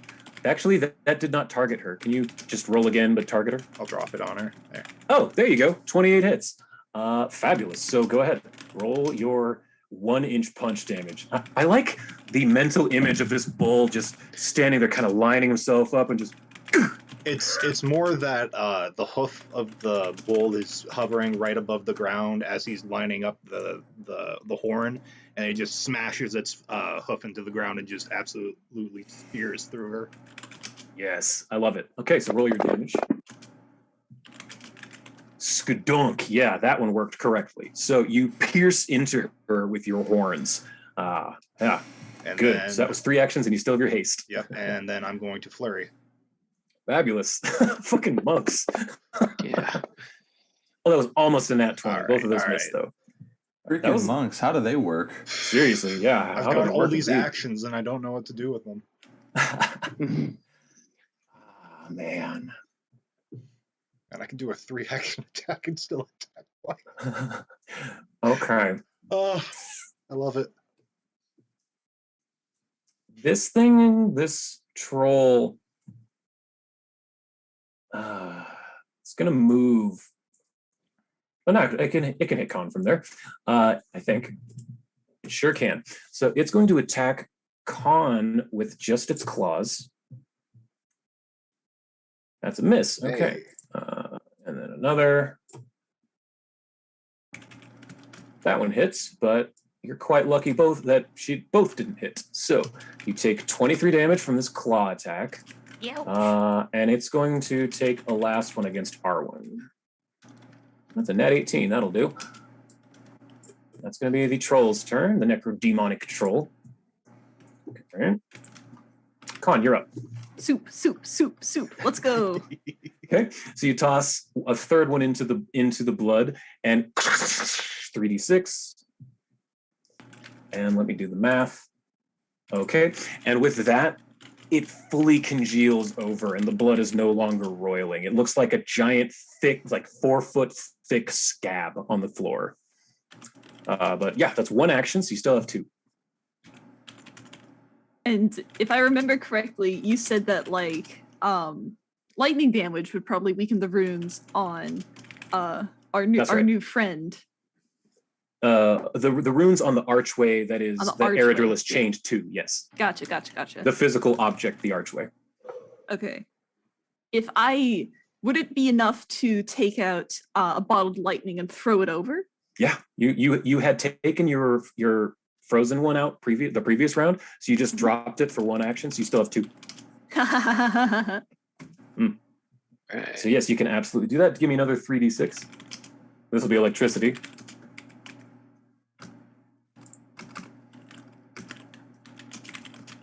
That was pretty good. So you chuck this bottle of lightning and electricity just scurries through that thing, and a couple of the runes start to glow really bright, but not in like a good way. They like in a light bulb that's about to pop way. But that's your whole turn. Yeah. Is this helping? Looks like it. Yeah, you take 5 fire damage and fail the check again, so you're still on fire. Illcayna's turn. Too busy doing science to stop, drop, and roll. Right. She doesn't love the situation she's in. What? Giant bull and one of her minions turned against her? She's gonna go against the bull. Take a strike against you with her spectral. God, I'm rolling so crap. And then take a strike against Zavid, actually. No, don't do that. That's a hit. Well. Okay, Zavid, she's going to be using a drain life, so she gains 10 hit points. I need Zavid to make a 28 DC fortitude save, please. Before I do, did I resist some of the negative damage? That's right, it's negative. Yes, you resist what, 4? That's right, yeah. Yeah, let me give you that back. 68. And you said fortitude save. Fortitude, DC 28, yes. Ooh. You pass. Okay, so nothing additional happens with that. And I just remembered that she's slowed still, so she only gets 2 actions. I finally remembered, so that's the end of her turn. This blood ghoul's turn. It is going to... Oh, it's actually right there. It's going to use Consume Flesh as it leaps into this pile of corpses right next to it. Starts to devour some of it. So it takes some healing. Okay. And then it is going to look to Arwen and slash out. Oh, no, not Arwen, because Arwen's paralyzed. It's going to bite out at Ares and hit. Doing 16 damage. I need Ares to please make 2 DC 20 fortitude saves back to back. The first one is for Ghoul Fever.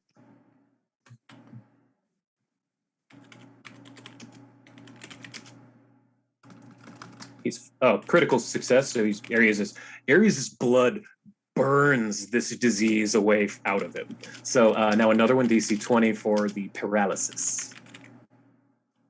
Ares is fine, not paralyzed at all, but he did take the damage from it. So Consume Flesh, Bite. And it's going to move over to here. That's the end of the Blood Ghoul's turn. It takes, oh god, a lot of damage. Does not kill it. Persistent Bleed, that's from Danny's spell, that's right. And it does succeed on the save, so it is no longer bleeding now. Eredril is up. What does he want to do?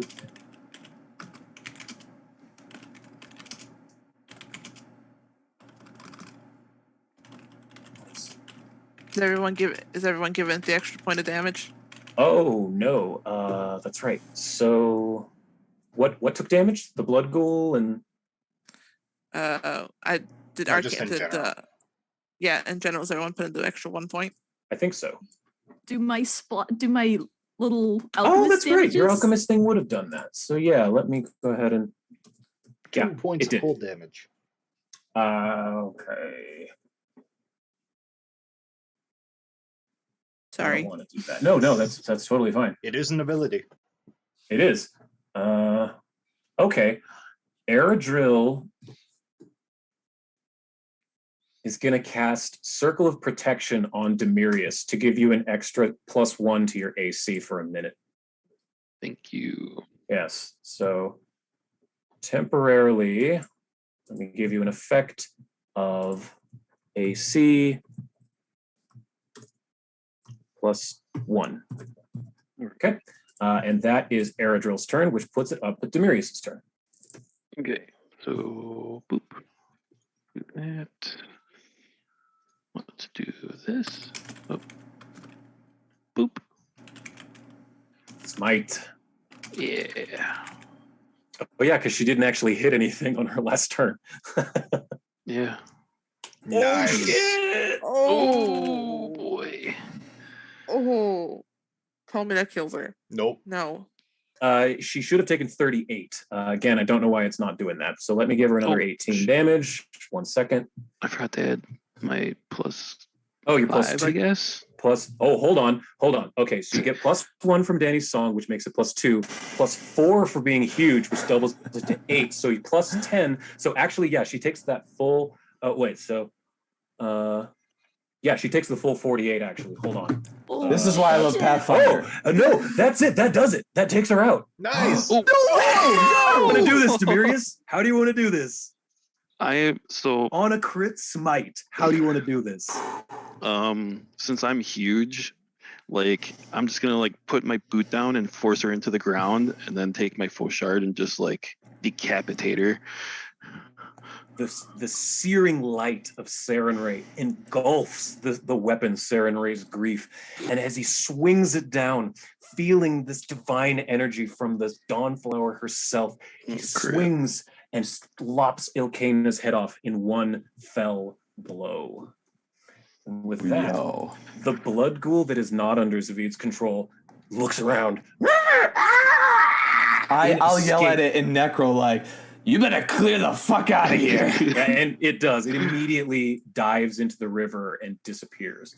The troll, however, it begins to, for lack of a better word, it seems more mindless than it was just a moment ago. Boy. Yes. So, Demirius, was that just 2 actions? You still have 1, right? 2 actually. Oh, you're hasted. That's right. Jesus. Yeah. You have 2 I'm actions. so glad I have that spell. Oof. 2 of you do now. Well, I can definitely reach this guy from over here. We really increased absolutely power can. output. Yes. So, and I think Demirius is getting haste next level too. So you'll have 3 people with haste. Yeah. That's a That miss. wasn't great. And then, would I be able to grapple him from here? Yes, but you'll be taking your penalty, and it's against his Fortitude DC, which let me see what you'd be looking for. That's my last. You'd be looking for. Oh yeah, it would be your last penalty, and you would need pretty much a nat. Oh, you would absolutely need a nat 20 to succeed. On that. Its Fortitude is the highest of its stats. Let's throw an intimidation on him and see what happens. There you go. It Try has to scare extremely him. low will, so that's a smart one. Its Fortitude is 11 higher than its will. So. Ooh. 24. That is enough. Yeah. So you are. Yeah. I think just seeing its master slain in front of it like that was enough to frighten one. So that's your turn. Danny's up. Okay. Y'all are close. Okay. With that, I'm going to. How does it look? It looks pretty healthy still. Healthy? I think it's yes, very healthy. Okay. Well, let's give a heal over to Arwen. Okay. So first level soothe. All right. First level soothe. So what's that? 1d10 plus 4, I think? Yep. I think so. You want to roll that for me? I will, yes. 1d10 plus it's 4. quicker. Arwen. She's looking bad. 11, 60. Yes. All right. So she's still paralyzed, but she's looking better. So you still have 1 action. Yep. And then how you looking, Zavid? No, I can't. It's Zavid. If you ask him, he's just like, I'm good. Just do whatever you need to that guy. 20 HP. Okay. Let's and then I puke up some blood, but I'm like, I got a thumbs up as I'm doing it. Let's do a first level magic missile. Gift. All right. That's just going to be 1 dart, so it's like. Oh, actually, can I can I do it to what's his face? I'm gonna do it through. Through Aerodrill? Yeah, sure. Uh-huh. So that's going to be a level 2 magic missile, but it's just a single dart. I can't ever remember. Let's see, magic missile. 1d4. I don't see any reason. So 2d4 plus 2. There we go. Yeah, or 2d4 plus 4 because of your song. Okay. So. All right, 2d4. Yep.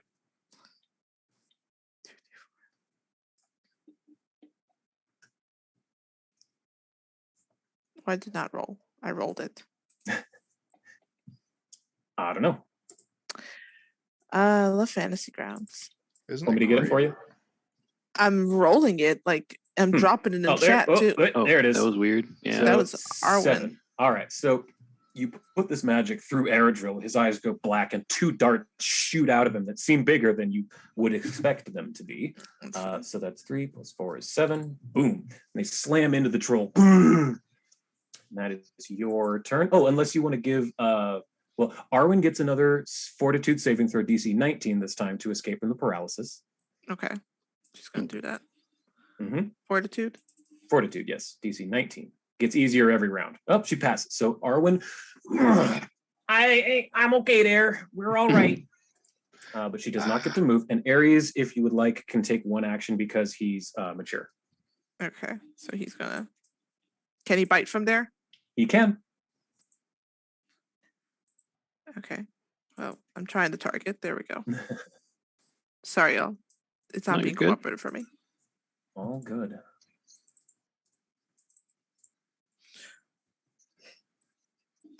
There's the attack. Well, that's a good one. That's a solid hit. So Ares lashes out with its bite attack. Does 9 damage to the troll's leg. Okay. Good baby. And that's my go. Yep, that's you. Top of the round. Makes it Zavid's turn. You're muted.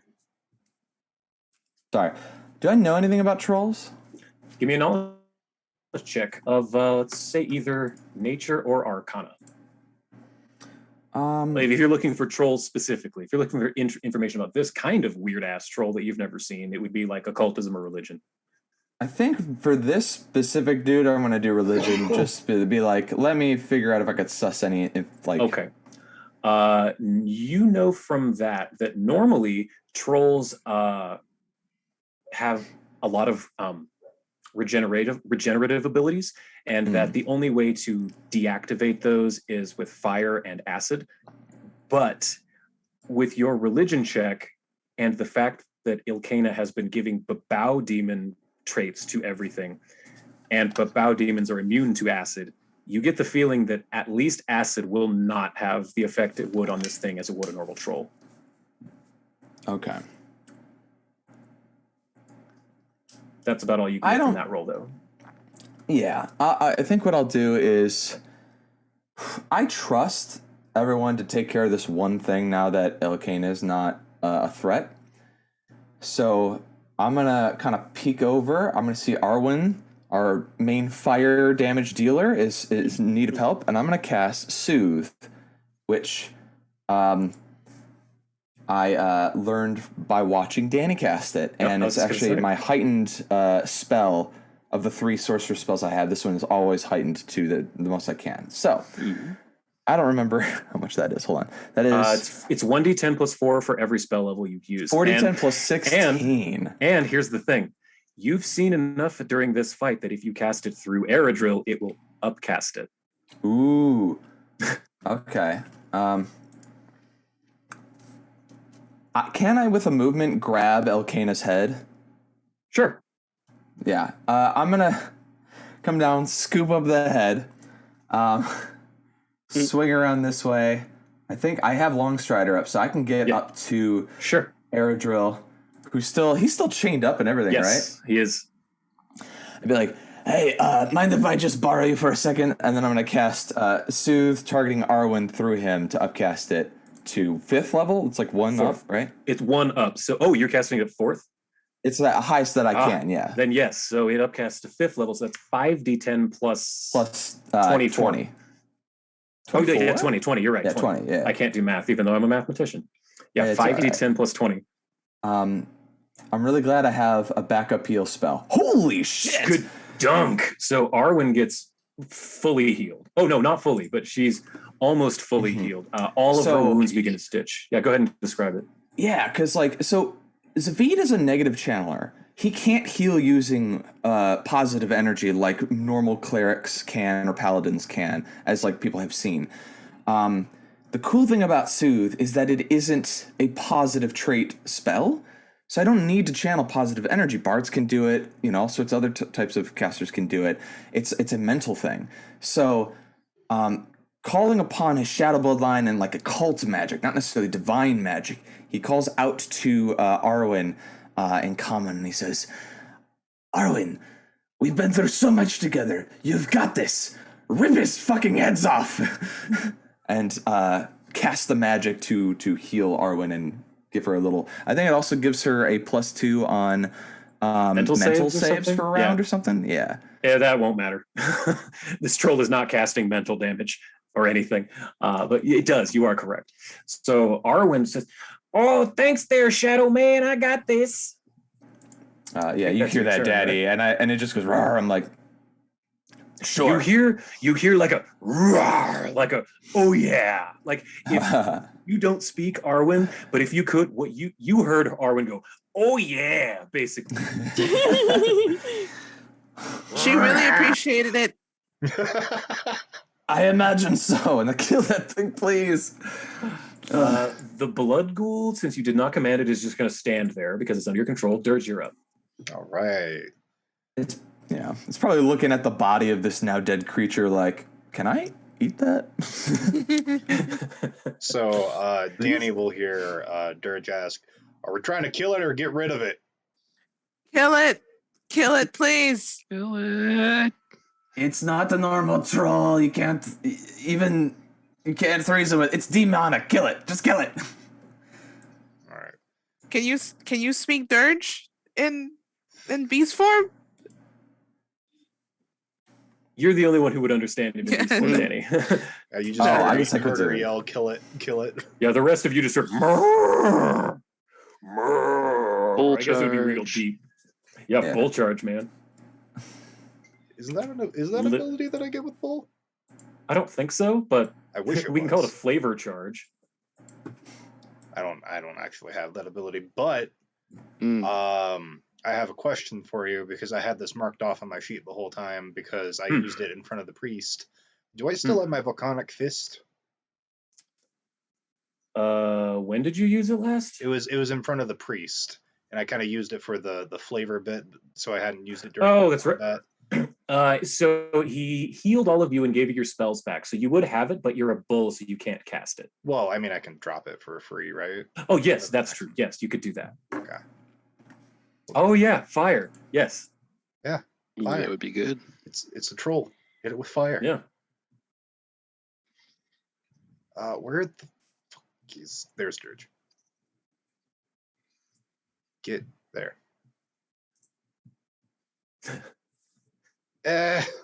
Pain. Okay. There you go. So we will use an action to run up. Perfect. And you're a monk, so I'm sure you. I'm a hasted monk. Yeah, you're a hasted monk. You're fine. All right, and then we'll use so two actions. Run up with your hasted. Volcanic feast. Perfect. Fur. There's the fur. Okay, and that is properly applied. Let me remove all of my wild shape bonuses. Mm-hmm. As this bull is running past Illcayna, you see it quickly shift into Dirge, and without even missing a stride, he's running on 2 feet again. And as he's doing that, his fists ignite, and he takes a swing. Oh yeah, and we'll flurry. Mm-hmm. And falling stone fist. I still gotta apply the bonuses to that. We still have the +1s, right? Yes, right. Yes. Okay. Oh wait, no, that's right. She did not recast. Oh, okay. Well, let me last change round. that back then. Let me. Is that proper now? No, it's still a +5.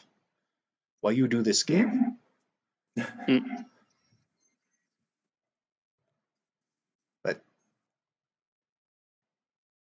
what are you looking for? There we go. Okay. I couldn't get rid of the bonus damage off my character sheet for some reason. It wouldn't go away. Okay, here we go. So targeting, taking 2 attacks, falling stone, yeet, and yacht. Hit and a miss.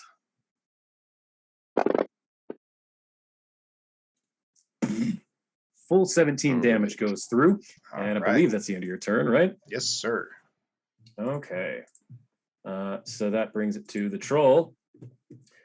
It is essentially just not mechanically raging, but it is raging at this point. So it is going. It's fuming. Yes, that's a good way to put it.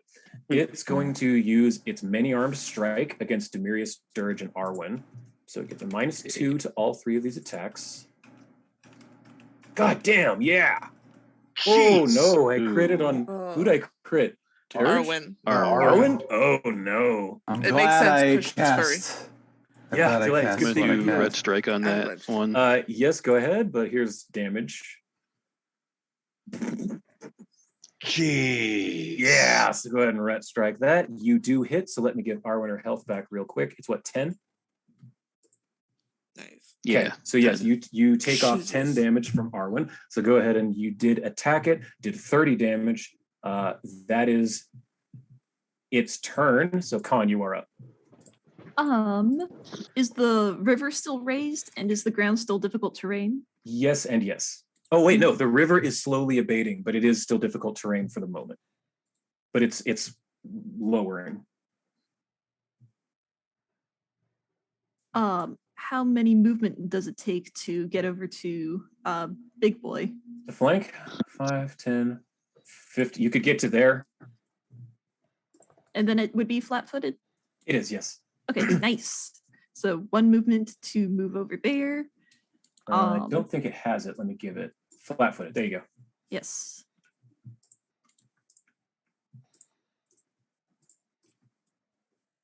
Let me stop targeting these folks. And then I'm gonna make 2 stabs. Okay. Oh, it still hits. Look at that. Oh, wow. This thing is really big. It's very hard to miss. It has low AC. It just has a shit ton of hit points. Mhm. Okay, all that. Sliggity slice, all that in there. So you can have your 3rd attack now. And that's probably a miss. Yeah. Yeah. Okay, that's the end of you. Illcayna's dead. Oh, but it takes some fire damage and it still fails. So the troll is still on fire. Eredril is now up. He's going to cast fear on the troll. So, Eredril, this target will save. Nope. My goodness. Oh, it rolled bad. It rolled a crit fail. So it is, wow, okay. It's frightened 3 and fleeing until the end of its next turn. So Eredril, his eyes go black again, and he just says, "Your master's dead. Run while you can." Demirius, you're up. All right. And it did attack something other than you, so you don't have to refresh Lay on Hand or Smite Evil, but give yourself the bone. Give it to yourself again. Okay. You just don't have to spend the action on it. You want me to click it again? Yeah, just click it again, but you don't have to burn the action for it. Okay, cool. Yeah. So, bloop. Ooh, shit. Another crit. Oh, boy. And how do you want to do this? It's always Demirius. I love it. I guess as it turns and like flees, I'll just like run over to it and like pin it to the wall with the faux shard and just like split it in 2. Yep. So it just kind of. As it's running, you see it turn its back after Eredril scares the shit out of it. And as it turns, you see your opening and you strike forward and your faux shard goes through its back, out the front of its chest, and you pin it to the tower, the archway with all the symbols. And as your blade goes into the symbols on the archway, they begin to and all of them start popping like light bulbs near them. And as they get to the, sorry, that was gross.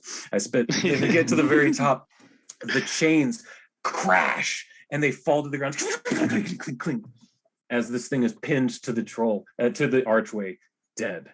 And you are all out of combat officially. Well done. That was That went so well. Well, yeah. We only went down once. It's true. We only had one person go down. Mm-hmm. I'm very impressed. I'm glad that didn't end in 2 rounds. We got to round 6. I don't think we've ever gotten to round 6 in this game. No. Wow. No, Great job, everyone. I dropped the lead on about everything I had. I am going to real quick heal Zavid. I did have one wild shape left from that. One last lay on hands. Sure. I'm gonna stop, drop, and roll and try to get rid of the burning acid. Yes, you can get rid of the burning. It just takes an action. So you are no longer on fire. Took some Tums. I'm just gonna be like, we all have so much to talk about. Dirge, when did you start doing that? Zavid, when did you start to soothe? God, how did you? That was. I don't know. Just now. For me. It was fucking amazing. Yeah, it was pretty cool. I'm gonna go up to my brother. Yeah, we need to get him free. And he's on his knees, looking at his wrists. They're finally below his head for the first time in 100 years. And he says, I dreamed of this for so long. I didn't know you were still alive, Danny. I didn't know you were a thing. What do you mean? I didn't know you were even I didn't know anything about you. I didn't know you existed until a couple months ago. What of Father? Father didn't tell you he's not the one who sent you? Father kept me in the tower for 100 years. Why did you forget think us? about it. You got magic blood, right? And all the siblings are gone except for her. He got scared, so he locked her away. I suppose in its own way that makes sort of sense. To add to that too, though, he did try to amass an amount of wealth originally to pioneer trying to save you and your siblings, but that kind of turned and backfired on him as well. Archibald. Dragon sickness took him. And when you say that, Zavid, his eyebrows raised and he goes, Father had dragon sickness. Well, it didn't help because Archibald was a part of it. Archibald, that rat bastard. And he, as he says that, his eyes kind of go black a little, and then he kind of shakes himself out of it. He looks at Khan and says, sorry, no offense meant to the Asoki. And he shakes it out of his head. A single tear just like falls down her eye. What happened to Archibald? Killed him. Oh, he's fucking dead. Oh yeah, he's dead. A blood mist.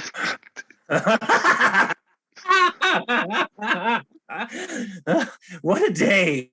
What a day! Illcayna's dead. I'm free, and I learn I have a sister that's still alive, and that Archibald is in the ground. Thank you, heroes. Thank you, all of you. And he immediately bursts into tears while laughing. She's just gonna hold him, cast calm emotions, and soothe. It floods through him. His wounds heal up. He calms down. He just says, quickly, we must get out of this horrible place. Just take what trinkets and treasures you need, but we need to leave. Oh yeah, did she have anything on her? That's a great question. Let me move her. I was already like, looks over and kind of sees like, digging you're through cool. her already. Everything was great. Anyway, Yeah, I'm just going to put her up here. So let me describe what you see. As they're all kind of having this conversation, Zavid, within this room adjacent to Illcayna's ritual summoning room, there are 3 round wooden tables, as you've noticed. Each is covered in sharp weapons of all types, daggers, cleavers, sickles, even a few long blades. One notable weapon sticks out amongst the rest. What languages do you speak real quick? A lot. I know it's a lot, that's why I asked. Yeah. All right, we got common. Everyone's got that. Yeah. We got dwarven, elven. We got undercommon. We have shadow tongue, necral, aclo, and of course abyssal and infernal. Because you gotta get those. Of course. So you said elven? I did say elven, yeah. Okay. Then one notable weapon sticks out amongst the rest. A bow of glimmering silver, capped and detailed with gold, and a grip decorated with pearls in the shape of the holy symbol of Sarenrae. An inscription is carved into the handle in Elvish. And Zavid, as you read it, it says, "My wife, my queen, my dawn, love always, Jonathan." And you remember that Jonathan is the name of King Arion, and his wife, Queen Danica, was essentially a saint of Sarenrae. Putting it together, this is the bow that belonged to Danny's mother. Well, looks like I'll be using that. Thank you. Sarenrae bow, sweet. Something Sarenrae so merch just tailored for dropped? my character. I'm gonna kind of like take a look at it and be like, and I'll look at my new blood ghoul who's just kind of chilling out, and I'll be like, "Hey, wait, I don't know if you can touch this." And I'm gonna like, can I read aura to see if it like can an undead even handle the thing? I mean, imagine absolutely Illcayna cannot. had it. Ooh, At least one of this level cannot. Something as high level as Illcayna could, but this blood ghoul, you get the sense it would probably catch on fire. This thing is a little too holy for that. Yeah. I'm gonna go over and pass this to Demiris. I'll be like, "This, I think this is Danny's mom's bow. Maybe you should be the one to give it to her." Am I still huge? When do you come back, Yes, by the way? it's 1 minute. So I'm going to say 6 rounds, 30. Yeah, you're probably normal size by now. So, Okay. yeah, it's been over 1 minute since it was cast. So, yeah. It's kind of just like, take it. I like to imagine Like that a as you toothpick. take it, you shrink. So, but just I got a little confused. How did he grow? Like, what was the effect? Eredril cast a 4th level enlarge on him. Oh, okay. Cool. That's pretty neat. Yeah, I'll give that to you. I'm gonna continue looking in here. Are there any sort of magical things or anything? Yeah. There's more in here. Real quick, let me just drop that bow into Danny's inventory. It's called Dawn's Wrath. It is a +1 striking, disrupting compound short bow. Yeah. When you hand it to me, I'll bring it, present it to Danny and Eredril. Just Demarius, as you feel this bow in your hands, you feel the power of this weapon. This is truly a holy artifact of the Dawnflower on the level of your weapon. This is a powerful bow that you have just found. Again, on the level of Sarenrae's grief. Yeah. Like this belonged to your mother. I think you should have it. I kind of like look to my brother and look around, just take it. And... He looks to you, Danny, and he says, that belonged to mother. She did not like violence, but self-defense is required in this world. And that bow has laid low many an undead in her day. Mother was, as you are, and she looks to you, Demarius, and says, Mother was quite a vessel for the Dawnflower's power. Do you even remember her? No. Demarius, though, you were there. Yeah. I was there when she passed. I couldn't do anything.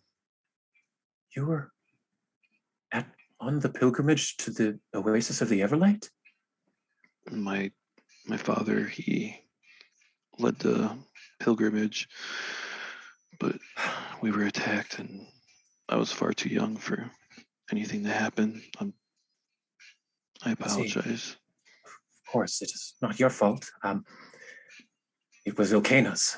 She is a priestess of Ergothoa, but managed to infiltrate the Church of Sarenrae back when I was just a boy. Mother's church. I hope you can see it someday. It is a beautiful little hamlet within Druma. Demarius is fixing it, actually. She said that excitedly. What's wrong with Mother's church? Oh, yeah. It was desecrated. Yeah. Desecrated. The city kind of fell into disrepair with the dragon sickness. I see. But we're getting it better. I'm glad to hear that. How is it possible you convinced Father to change? after all this time? Oh, Well, your father was human, remember? that's another thing. Oh, So much. right. I've spent so long not seeing the sun change to this accursed archway. I lost track of how much time goes by. Time is meaningless when you're here. Maybe we should get you walking. Let's go. Yeah.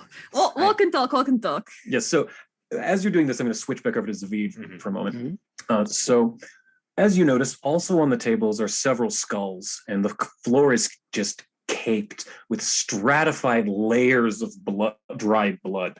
It's literally like inches thick of dried blood. And you as a necromancer know it must have literally taken a century of bloodletting to have made this much of a caked layer. It's disgusting. At the western end of the room is a large, ominous statue of a winged humanoid with the head of a stork sitting atop a muscular neck. Nearly every surface of the statue is covered in dozens and dozens of blades of differing styles and sizes. Please give me a... no, actually... You already know a little bit about him. This is Shax, the Demon Lord. Has that image loaded? Yeah. Fabulous. This is who Illcayna made a deal with. And in addition, at the statue's base is a wooden lectern on which sits an open tome. It's inscribed with strange markings that glow faintly red. And I believe you do speak Abyssal. Is that correct? I do. This is in Abyssal. This is not a profaned holy book like Demirius found. This is a book written in Abyssal. I'm hoping that image also loaded. Yes, Pop. Please give me either an Arcana or an Occultism check in the tower. I think, they're the same, I suppose. Can I also just make for posterity a religion check to, I know of Shax, but just to kind of see how much I know? Oh, sure, yeah, absolutely. Go ahead and do that in the tower. Religion, and then we'll do the other one. And then I'll do Occultism. Okay. Also... Oh, sorry. I think I have a feat, one that I started with my backstory. I don't know if it's about applicable cults here. Oh, that's right. Your cult thing. See, I forgot about Schooled that. in Secrets. That's what it's called. And it says, you notice the signs and symbols that members of mystery cults and other secret societies use to declare their affiliation to fellow members. You can use occultism in place of diplomacy to gather information about those groups. If you belong to a secret cult lodge or sect or similar organization, you automatically recognize members. I don't know if that necessarily helps in this specific instance, but not specifically. As far as religion is concerned, basically all you know of Shax is that it's some type of demon lord. It is the creator of the Babao blood demons, and it clearly has some type of goal in mind. You did not roll super high. Okay. But for occultism, this tome is old, centuries, possibly millennia. The pages are all written in Abyssal, the language of demons. And it appears to detail Illcayna's plans. It's basically her journal. She'd been creating an army of the undead for Urgathoa, her goddess, in preparation for the conjunction, as we've decided to call it. She's been preparing for that for a century within this ancient, abandoned, and long-forgotten dungeon. Illcayna, in search of more power, recently entered into a pact with the demon lord Shax. In exchange for knowledge of how to infuse demonic essence into undead beings and mortal beings, Illcayna vowed to use her new army of necrodemons for whatever ends Shax desired. These ends ultimately remained elusive to Illcayna unto her death. So she was trying to figure out, the perfect sort of, fusion of the two types of... But she doesn't know why Shax wanted her to give her this knowledge.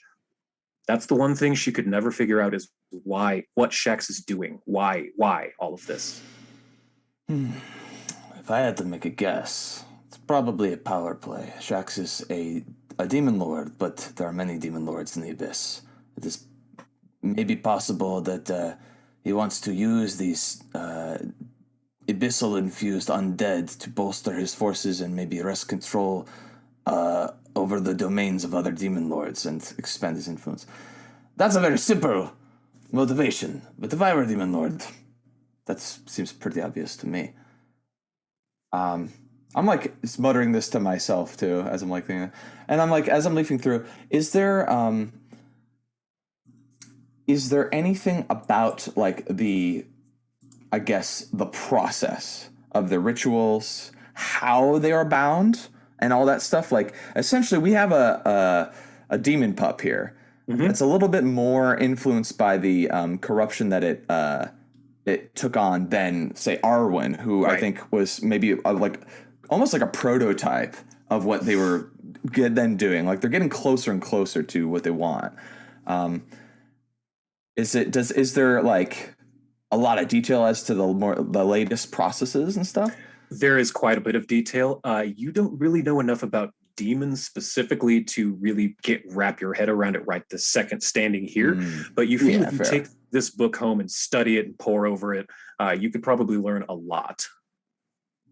Oh, definitely. And there is actually one. There are a lot of images in it, like the pictures of shacks. There's also a picture of what a Babao demon actually looks like.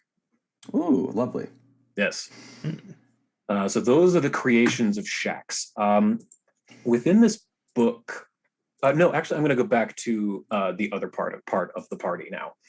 As you're walking and talking out of here, Eredril's trying to tell you about what he saw during the pilgrimage to the Everlight Oasis. And says that Illcayna, well, as I said, she infiltrated Mother's church when I was a child and posed as a priestess of Sarenrae. She was there for years, getting under Mother's good graces and gaining her trust. When the pilgrimage finally left Duruma for the deserts in the east, it was Illcayna Allonor who informed the cults of Urgathoa, Lamashtu, Nyarlathotep, and Rovagug of our location. During the attack, I saw her. She had feigned sacrificing herself to a group of hungry ghouls to pull a few of the guards away from the queen and from Mother and us, the other children. In the chaos, the ghouls captured me and made away with me. It was only when I was chained up here that I realized that Illcayna was a banshee, a wight. She was not a human at all. She's been using my blood. She's been using my blood to summon these foul creatures for, as you say, 100 years now. We need to get out of here, he says as he starts to look around, suspicious. And yes, you want to loot. Yes, you stuff her head into your bag, Zavid. That is totally fine. You take the head of Illcayna. Let me put that in your bags here. Whenever Zavid comes by or comes back to the group, I do ask him, do you want to unbind oh god, what was his name? The ghost Staghelm. Do you want to unbind Staghelm from this place? A promise is a promise. I still have a slot, some power, I should say. Slot, what am I talking about? A casino? I still have power to... Casino.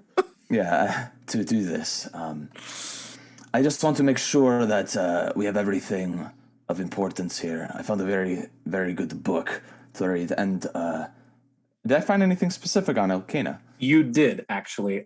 You found another book, which is called Trapping a Machine Spirit. And flipping through it really fast, you notice it's in Dwarven. You speak Dwarven, right? I do. Yes, it's in Dwarven. And flipping through it, you find it's an archaic Dwarven guide to crafting animated objects. It allows a non-spellcaster who is master or greater at crafting to attempt the animate object ritual with crafting as the primary caster skill instead of arcana as usual. In addition to finding that on her, you find what a small rune, which give me an arcana check in the tower to see if you know what it is. Okay. Or occultism, your choice. I believe I have the same bonus, so I'll just do arcana, I suppose. Okay. Oh, in the tower, I'm sorry. No, it's fine. It's fine. That's high enough. You recognize this as a corrosive rune, weapon rune. What it would do is if you apply this to a weapon, it does an additional 1d6 acid damage on attack. Sweet. So just remember, everybody in here has kind of gotten their treat so far, except the person who wasn't around last week. Right. I pocket the rune, and I'll take this. Was it a tome that? It's a book. Had the... Yeah. I'll take this tome the shit in person. Kind of walk over to Khan. Who, by the way, Khan, you last week that dwarf head that's in the room below us. There's like 2 eyes. You were able to pry one out. I don't know if you want to ask Alum if you could get the other one, but you have one of those eyes. It's true. You can without much difficulty get the second one. Yeah, now that we're not pressed for time or anything. I'm so cool like that. I don't even need to make rolls anymore. Right. It's in your inventory. It's called Dwarf Eye Ruby. It's worth a lot. Speaking of a lot, do we want to go grab that gold on our way out too? Oh yeah. I give you the book. I call the ghoul to my side, and I'm like, "Let's go figure that room out." All right, just a moment for me, please. By the way, how much did you heal me for, Danny? Because I don't think it is reflected in my health at the moment.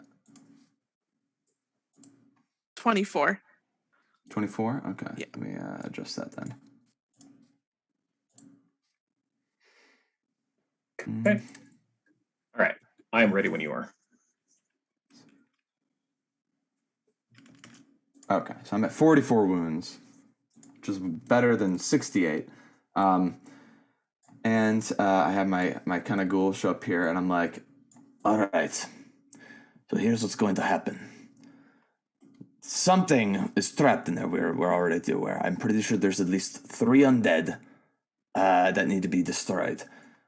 I'm going to soften them up first, and then if anyone wants to go in and clean up what's left, that would be great. And I'm going to cast Animate Dead in front of me. The second level version, get a Plague Zombie. Okay. Let me grab And then that. I'm going to have Mr. Plague Zombie waltz into the room. Okay. And I'm going to tell him to try to open the chest. Okay. Pop Plague Zombie here, but it's friendly. There we go. All right. So you summon a zombie here, and you can control it. And and you're not going into the room, is that correct? I'm waiting. I'm looking through the illusion and just sort of waiting to see what happens. Okay. As it opens the chest, you can tell that nothing has happened to it. Okay. But so it's nothing. Yeah. Yeah. You're aware. You can't see it from where you're at because of the skull thing, the skull illusion, but you can feel that nothing bad has happened to the zombie. I command the zombie to take whatever's inside the chest and return it to us. It picks up the chest and it brings it back, and go ahead. And it plops it down in front of you, and it is just a chest of gold coins. It is a lot of gold coins. Hell yeah! I'm gonna tell it to get more of the coins. Okay. And I'm gonna yeah. So are you following it in, or is it going in? No. I'm gonna have it do the work. Okay. Sure. So what it's doing is it comes back with, again, just armfuls of this gold, because it doesn't really understand what it's seeing, because the corpses of 2 gold golems are in the corners now, which I have incredible art for. They're corpses? They are corpses. Well, they're constructs, so they're piles of gold and gems and rubies. They're not like raisable corpses. Right. There was some sort of magic that has now been dispelled and become inert because... That's correct. Yeah, I see. Nice. Interesting. Yes. This is the second time you guys have avoided these gold golems. The first time was in King Arian's throne room. If Zavid, if you'd moved 10 feet north, you would have fought these things. Goodness. Second time you've avoided the gold golem fight. I'm going to have a hang-up about gold after all this. I'm going to have someone else... enacted on the greed. I'm going to have that ogre of Abadar be my accountant and handle all my money for me so I don't have to ever see this stuff again. Probably wise. Yeah, Glaric. Accountant Glaric. Yeah. But yeah, I guess if I realize that the stuff... I'll do Detect Magic. If I realize that there's no magical traps or anything like that, I'll just have... Because the Plague Zombie will fizzle out. I'll just have myself, Blood Ghoul, whoever wants to come with... start gathering everything. after making sure that whatever like enchantments are here isn't here anymore. You're fairly certain that you were correct. When Illcayna died and when the runes on the ark fizzled out and popped and when the blood pool scabbed over, that whatever magics were keeping these golems alive and whatever magics were going to trigger the 3 undead that you were correct were in those coffins, you are certain the magic has now passed. Okay. So you're pretty certain that there are 3 corpses in those sarcophagi, but not 3 undead things waiting to spring at you. Fair enough.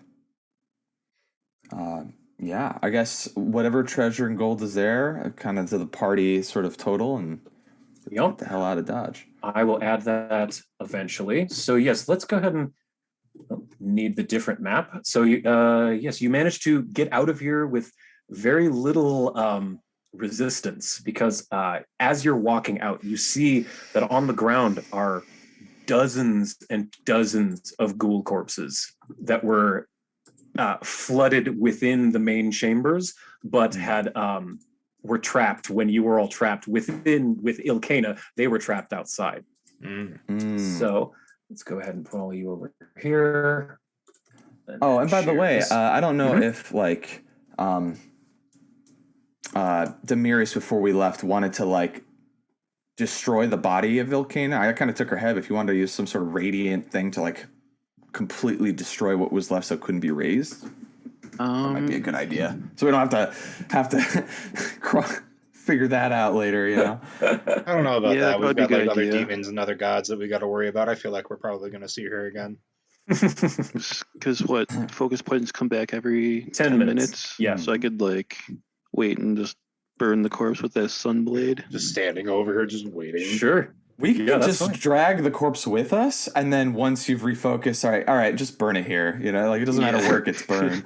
Yeah, you guys can easily take her corpse with you, and Zavid, you have her head in your bag. So has the map loaded again? I think I loaded it. Cool. So yeah, you were able to come up through that long twisting staircase that led up to the Hermitage of Blessed Lightning, and you come up into the crypt where you notice there are still no corpses within any of these alcoves since Illcayna raised all of them. Walking into the Salt Hall once more to the northwest, you do see the same statues, and you see the ghost of Staghelm standing in there. Hello again. Oh, it's you. Good to see you again. I'm glad you remember. I wasn't sure if, like, being in a spirit form sort of wiped their memory periodically or something, but... Things have seemed clearer the last short while. It is strange. That's great. It's as though a cloud has lifted from my mind. So... a whole lot more will clear up around here. I've come to fulfill my promise to you. And there's 2 ways we can do this. I could try to forcefully, like, separate you from the magic that has kind of kept you here, but I have another idea. It might work on its own. Many spirits, maybe some of you have heard of haunted houses. A lot of times, those spirits have unfinished business or unresolved matters that keep them bound to our world. I think for you, it might be that someone betrayed you all and dealt a lot of damage to your order. Knowing that your elder and Nemia are both alive and able to rebuild this place from the ground up, all you need is confirmation that the one that did this harm is gone. And I pull out the head of Illcayna and I'm like, I'm dead now. I can't hurt anybody anymore. Staghelm looks at the head and he starts to laugh, but it's eerie. It doesn't look correct. But he laughs and laughs and laughs and says, you have removed her taint from the Hermitage. Yes. We must rebuild. And he's looking around and says, I'm dead. Huh. Well, I guess that won't stop me. And he says, thank you. Thank you. Not only for what all of you have done for me, but for the Hermitage itself. I hope that we can all avenge what we've done and make up for what we have done to not only ourselves, but for the town. Thank you. If you ever need the druids of the Hermitage of Blessed Lightning, please do not hesitate to call upon us. I'll like wait for a second, and then I kind of like look around, like, you're deciding to stay to help rebuild? I think, and he says, as he says, I think, he starts to take a step forward, and he steps off of this in the picture where it's got the 5 dwarf statues and him standing there. He's on that little like step almost. Mm-hmm. He looks down at his feet. He lifts one leg and puts it down on the floor in front of him. And he says, "You've already freed me." And he begins to step away from that small little, that itty bitty alcove where he's been standing this whole time. Cool. He's a little creepy. Can I make a check to like make sure he's not about to like murder the rest of the druids or something? Sure. Go ahead and do religion, I suppose. In the tower. That would be a way to end this chapter. Oh, right. Yeah, I didn't expect that, and so I just want to make sure that he's not like, I'm free to wreak havoc on the living. Like, no, you're pretty sure that he has chosen to remain here, but that you have severed all of the negative influence from Illcayna and his violent death. Okay. So he's like nearly headless Nick in Harry Potter. Yeah, basically. I was about to say he's like a benevolent, like Hogwarts ghost. Yes, like a Hogwarts ghost now. Yes, that's a good way to. He's like a Hogwarts ghost. It's a good thing that you guys are deciding to help because we got an apocalypse to stop here, apparently. Yeah, we do. We druids enjoy existing, and the natural order must be preserved. Anything that would bring harm to the world is an enemy of the Hermitage. I'm sure Gozray would be very happy to have your current assistance even after death. That's pretty devoted. Gozray will always have my eternal gratitude and assistance. Thank you so much, all of you, for what you've done for us. Now please, ensure you save the world. I think with that, that's where we're going to stop for this week. I was going to say... unless there's one more last thing. Yeah, go ahead. Yeah, if just like once we get outside, just kind of like look to one another and just... Can we like go home for a few days and rest up and then start saving the world? Because what we have like 5.5 months left. Actually, get I your was brother thinking somewhere safe. Well, yeah, you guys need to do that. I was thinking maybe I might stick around here for a little bit, and I'll catch up with you guys. I think that there might be something else I can learn here. That'd be good. Are you coming to the coronation? Oh, that's going to be going on pretty soon. Yeah, couple of weeks, maybe. If that. Well, I don't know with this spell how long I can keep concentration on it, but I might be able to move pretty quickly across the lands. Okay. Then. And if not, you can always call in a favor from one of your friends. Well, if they're not busy. Then be safe, Dirge. Yeah. I'll miss you for a couple of weeks. I'll be around. And she'll hug Dirge. Learn all the cool druid shit. Yeah, don't run that kingdom into the ground, all right? At least not until I get there. So all of these say your tearful goodbyes to Dirge, even though you know it's not a goodbye. It's just a see you shortly. And you heading back towards Aberton, and let me actually get to that 1 second. You have a bit to walk back. It's a couple of mile hike from the Hermitage back to town, the town of Aberton. And it is kind of the middle of the day still. So as you get back, you see the town in the distance, and you still see the big top of the Circus of Wayward Wonders. And as you approach, you hear the voice of Veronique Rizzolo come running towards all of you. Con, mon petit, where have you all been? Oh no. And she immediately begins covering you with kisses everywhere. It's fine. It's fine. We were taking care of business. Well, business people, you see. Oh yes, business. I understand. It is good to see you taking part in the family business of business. And Your mother's as you're wonderful. you're talking with her, and you hear another voice. Whoa, that's not what I meant to do. Holy shit! So you brought the blood ghoul with. I was gonna say before we left, I think maybe I would even like grab like a corpse of maybe one of these ghouls that like turned into like a corpse or whatever. That wasn't like clearly like maybe it was a cultist's corpse or something, and then like give a new outfit to this blood ghoul and then a snack for the journey home. So we don't have to like raid a grave or something for them. Smart. So yeah, your blood ghoul does have a somewhat of an outfit from one of the druids. But as you're all talking, you hear another voice booming from across the field.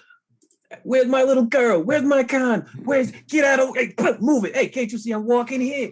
And Frankie Rizzolo runs up to you.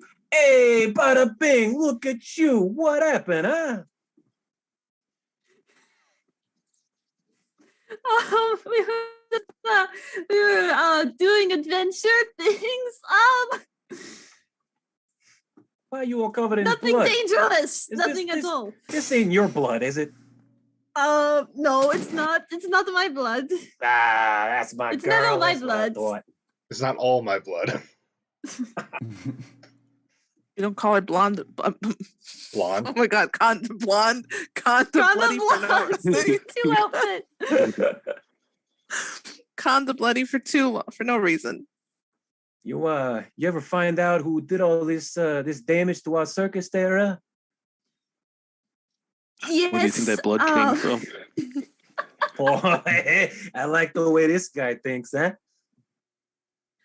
Needless to say, you shouldn't be having any more problems. Oh, that's just fantastic to hear. So, where do you think we should take the circus next, now that we got no enemies? Oh, I have an idea. How about for the coronation? Coronation? I'm a queen.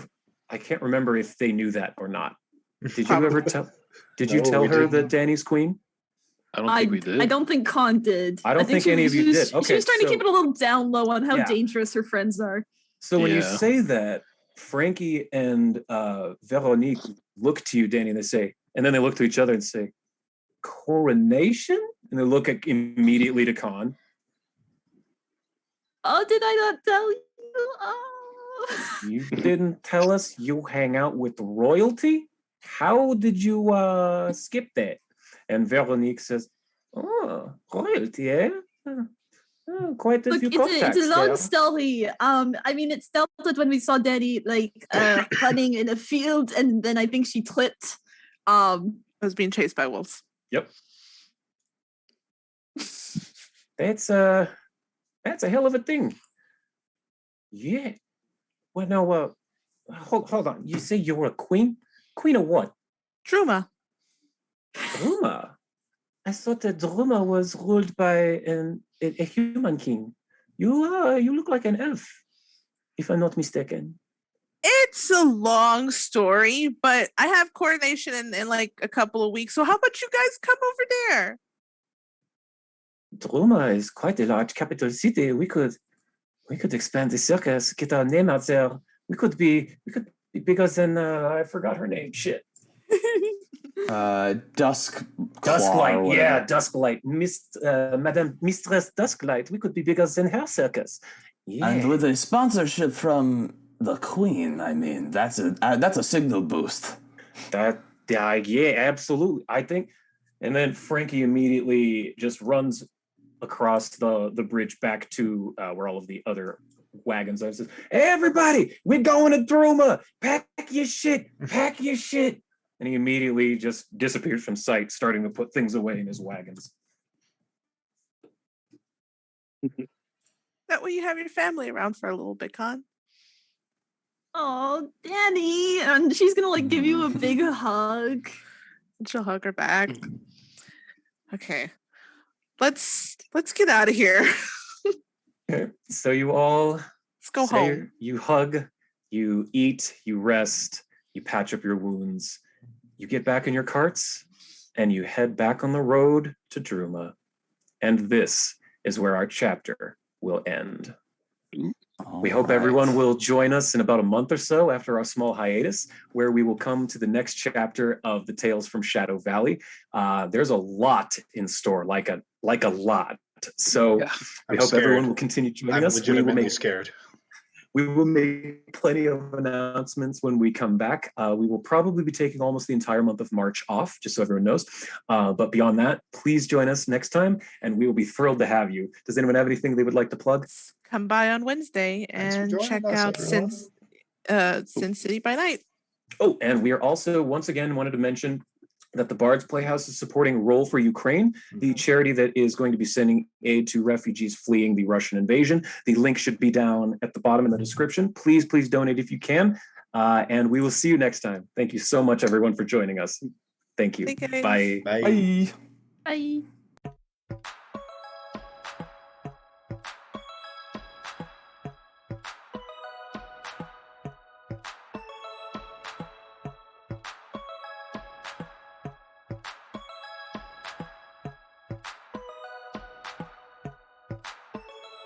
Some see me as a cynic. They come in for the base, but they stay for the acidic. I've been on that paper chase, keeping pace for a minute, and I'm aiming to appreciate the moment while I'm in it.